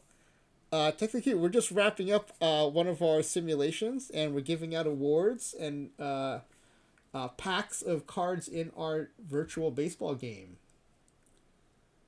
All right, so we are tied with both contestants, Spy Face Jane and Kitty Poo Poo, guessing 69 wins, only one away from the actual total of 70. All right, next up, unbelievable. All right, the highest WAR generated by players on this team. Wins above replacement. We'll start with the pitchers. They're usually a little lower. Congrats to the winners from Technically Cute. You'll be lurking. I will warn you, Technically Cute. If you don't play our game, it's going to be really boring. So I won't blame you if you leave. But thank you for showing up and thank you for lurking. I appreciate it. The highest WAR is by Jaded Laws, the Cy Young winner, 11.4. And let's check out the batters. Usually a little bit higher. Not 9.2. Pitchers take it today. Unusual. Oh my goodness. Technically Cute is a sabermetrics nerd. Unbelievable. That is awesome. In fact, JeffTheJar, did you run sabermetric strategy for this sim or did you choose traditional today?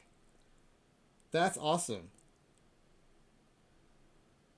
All right, so let's flip back over. We know the answer is 11.4. Kitty Poo Poo was 1 under with 10.4.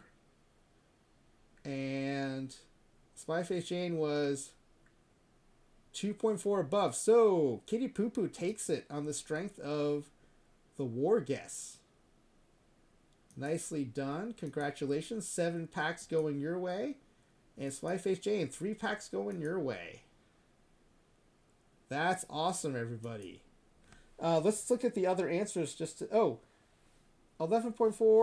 JeffTheJar, if you had made it that far, you would have been closest with 11.4. Nicely done.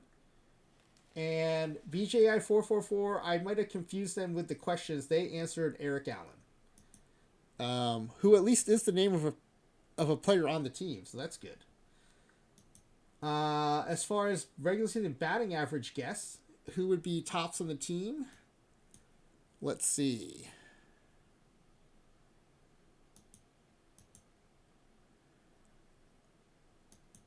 Minimum of 300 plate appearances. Well, it doesn't matter. It's going to be Archia with a disappointing 297.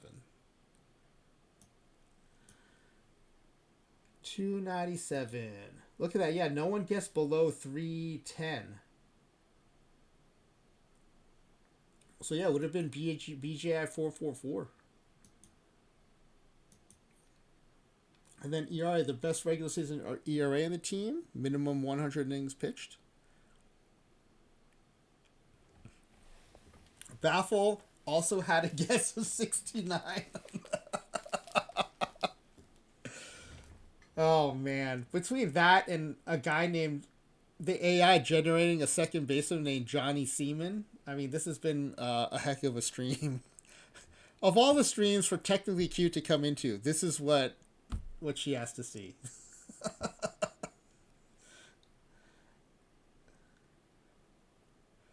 JeffTheJar asking, can we see the defensive stats? Oh, yes, for your shortstop. But let me get this ERA question out of the way first. Because I'm kind of curious to see how close the guesses were on this. I'll tell you what, your worst ERA on the team was a 10.01. Your scrub level relief pitcher. Actually, let's look at this profile because we've been wondering about profiles, right? Like which profiles might be better or worse. This is your low control, high stuff guy. So he got crushed. Carlos Gonzalez with a 9.80. This is your low home run suppression, low control guy. And then Ernie Wright, third worst. See, I would have thought this profile would have been okay, but he got crushed too. So I don't know what to make of that. But your best ERA, Ryan Cooley. Oh yeah, Ryan Cooley won the ERA title, 2.17. 2.17 means JeffTheJar was 0.05 away. JeffTheJar guesses his own pitching staff's simulation nicely, 2.12. All right, well, let me put down here our winners. I'll report these to the Nicolino tonight. First place for Kitty Poo Poo. Kitty Poo Poo's been away for a little while. Comes back with a triumphant return, winning 7 packs. Nicely done. And, of course, Smiley Face Jane, always winning packs, comes in second. All right, we had a request to see the fielding stats from JeffTheJar for his above rating shortstop. I mean, that guy is insane, and he didn't win the Gold Glove, which is crazy. Okay, let's pull him up. Jose Guerrero, legend level player. You want to see his fielding stats?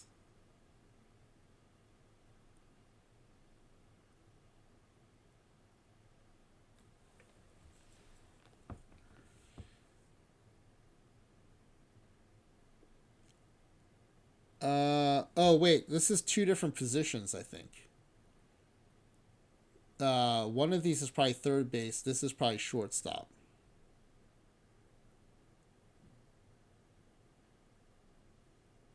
Oh yeah, it says right here, third base, shortstop. At least my guesses are correct. I mean, his zone rating at short was good, 9.9. His efficiency at short, 3.61 range. Who won the Gold Glove? It was someone surprising, whoever it was. Let's see. It was...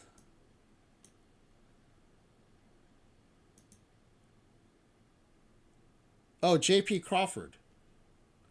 Let's see what J.P. did.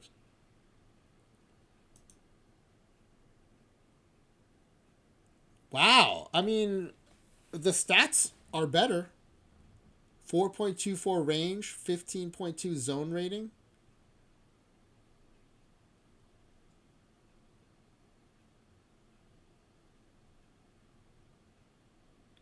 Wow. I mean, I just don't expect that from him, is all. I mean, you look at these ratings. Yeah, so I think RNG is going to RNG sometimes. That's right. I mean, this is a wall of teal, right? Which is fine. But when we look at our guy Guerrero, it's a wall of blue. I mean, 85, 85, 90, 85. Those are all off scale. And he, you know, it's not that Crawford's bad, but you don't expect that guy to lose the Gold Glove out to this guy.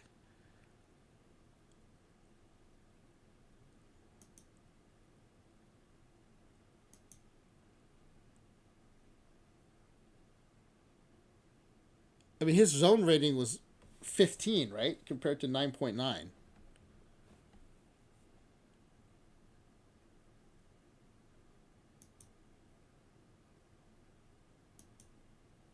And 4.24 range, higher range. JP turned 68 double plays. Guerrero turned 47. 1.064 efficiency for Guerrero. Similar efficiency, but yeah. I mean, the zone rating in particular just blows out, destroys Guerrero. Well, I mean, it was disappointing, but I hope everyone had fun. I don't understand what happened in that simulation zone. It wasn't even Jeff's team. Like, I noticed the other award winners too. They had very flat second halves of the season. Yeah, Jeff, it was very interesting. I don't know what happened. Even like the MVP winner, right? It was Judge. He didn't do much in the second half either. Just like Jeff's guys didn't. I don't know what happened in the league, but that second half seemed pretty flat for everybody. That's very strange. Very strange end to that season. Well, Jeff, thank you for debuting our latest version of the Creator roster. If I hadn't seen my sim in person, I wouldn't have believed it because Jeff had such a hard time in this sim. And his roster didn't look that different from mine when I did the final test. But I hope other people play this to kick the tires on it a bit. Fufak just had the craziest perfect draft. There are 17 pitchers in the bullpen because you have third base, Dahigo pitches. Pierce pitches but not well. Bankhead can pitch. And three of your pitchers are two-way. Yeah, JeffTheJar. I think there's a lot to kick the tires on studs and duds. Yeah, Fufak. I had a perfect draft where I went into the last round needing two pitchers and an infielder. And Dahigo was there, so I got to get two pitchers and one infielder with two picks. It was perfect. I couldn't have planned it any better. Yeah, that Dahigo card is incredible. And he's a player I didn't really know about until I saw his card in Perfect Team 24 and heard Spore explaining kind of who he was. And then I kind of went off and like researching on him, and everything I've read about the guy is like he's an incredible player. So I'm glad we have an incredible card for him in PT25.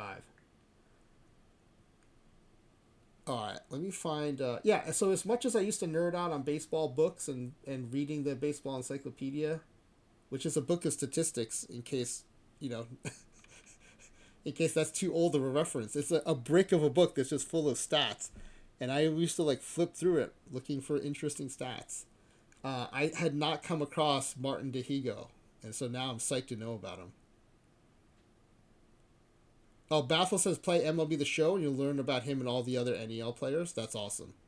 I'm just not good on the stick, so I don't play the show. But I'm glad I'm learning about him in OTP. The next player will have scrub your scrubs and bench your benches and somehow do better than JeffTheJar. Yep, RNG can RNG every time. That's right. Let's see. Let's find someone to raid into.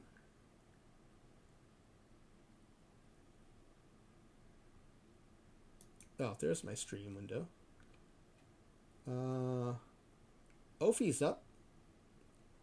And Midnight Sumo is not up. So I think we'll raid into Ophi tonight. And if you stay with Ophi's stream long enough, you might end up raiding into Technically Cute, who popped in here earlier tonight.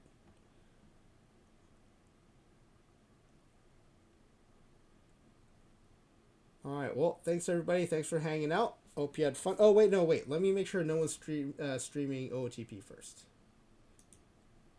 Let's do that. Because I do want to raid into that first if we can.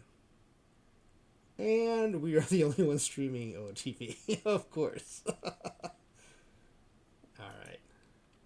Well, let's go say hi to Ophi. Always a good time in her chat.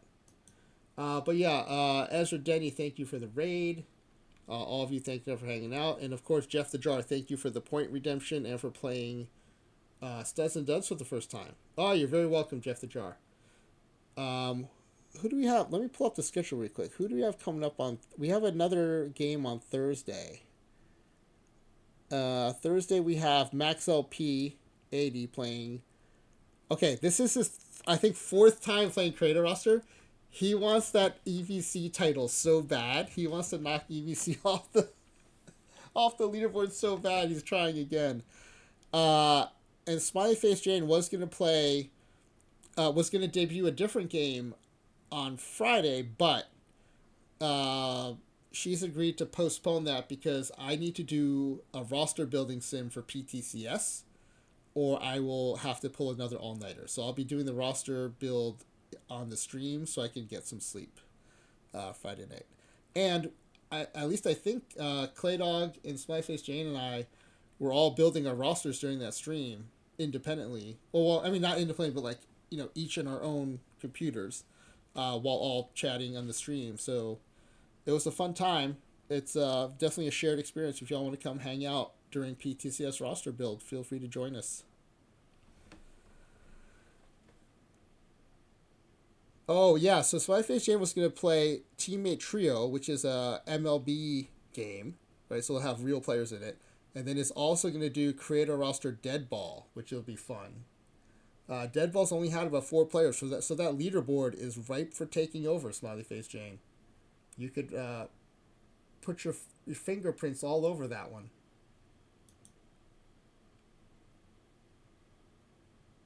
All right, we're gonna raid on in to Ophi and Stitch.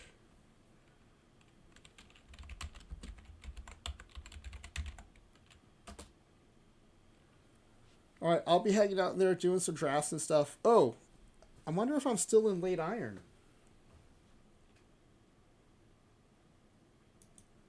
I'm gonna look into that. If I am, hopefully I'll see some of y'all still in there too. Oh wait, hold on a second. Let me cancel that raid. Hold on. I forgot to ask. Smiley Face Jane, are you gonna stream? If you're gonna stream, I will raid into you. I forgot to ask you that. Oh. Oh. What a way for Smiley Face Jane to tell me I'm not in gold only anymore. Smiley Face says I'm in the finals against someone else. That's amazing. Uh, Smiley Face said maybe later, but not right now. No, hey, Smiley Face Jane, I can hold for a while too if you. Oh no, sorry, I meant gold only. You knew better than I did what I was trying to say. I did mean gold only. Whatever I said was wrong. I did mean gold only. That's just the greatest way I've heard of telling someone that they're not in it anymore. Is I'm in the finals against someone else. It's so good. That's amazing. No, but Spy Vision for real. I can do like a pack rip or something if you want to set up and go. But if you don't want to go, I'm happy to raid elsewhere. I just totally spaced out and forgot to ask you if you're gonna stream.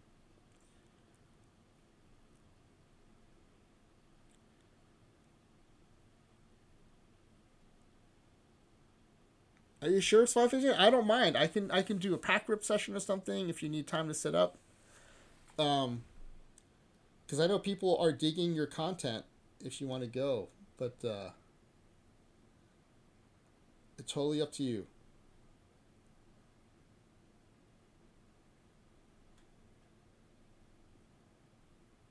Oh yeah, Fiddle Nero. I went to a hockey game last night, so I'm behind on all my pack giveaways. The first thing I'm gonna do after this raid, whether it's this. Okay, so I say no problem. I'll just raid into you on. I'm off tomorrow, but I'll be back on Thursday, and I'll be happy to raid into you if you want to stream Thursday night. Yeah, Fiddle Nero. I apologize. It's my fault. It's not OOTP's. I went to a hockey game last night, so I'm a little behind on everything. The first thing I'll do after this raid is tonight's pack giveaway stuff and the ones from the other day. I'll send those to Nicolino, and he usually turns them around the next day if it's during the week. So I apologize for that. Fiddle Nero and anyone who won packs, I do apologize for that delay. That's on me. It's not on Nicolino or OTP Developments. All right, let me put that raid back up.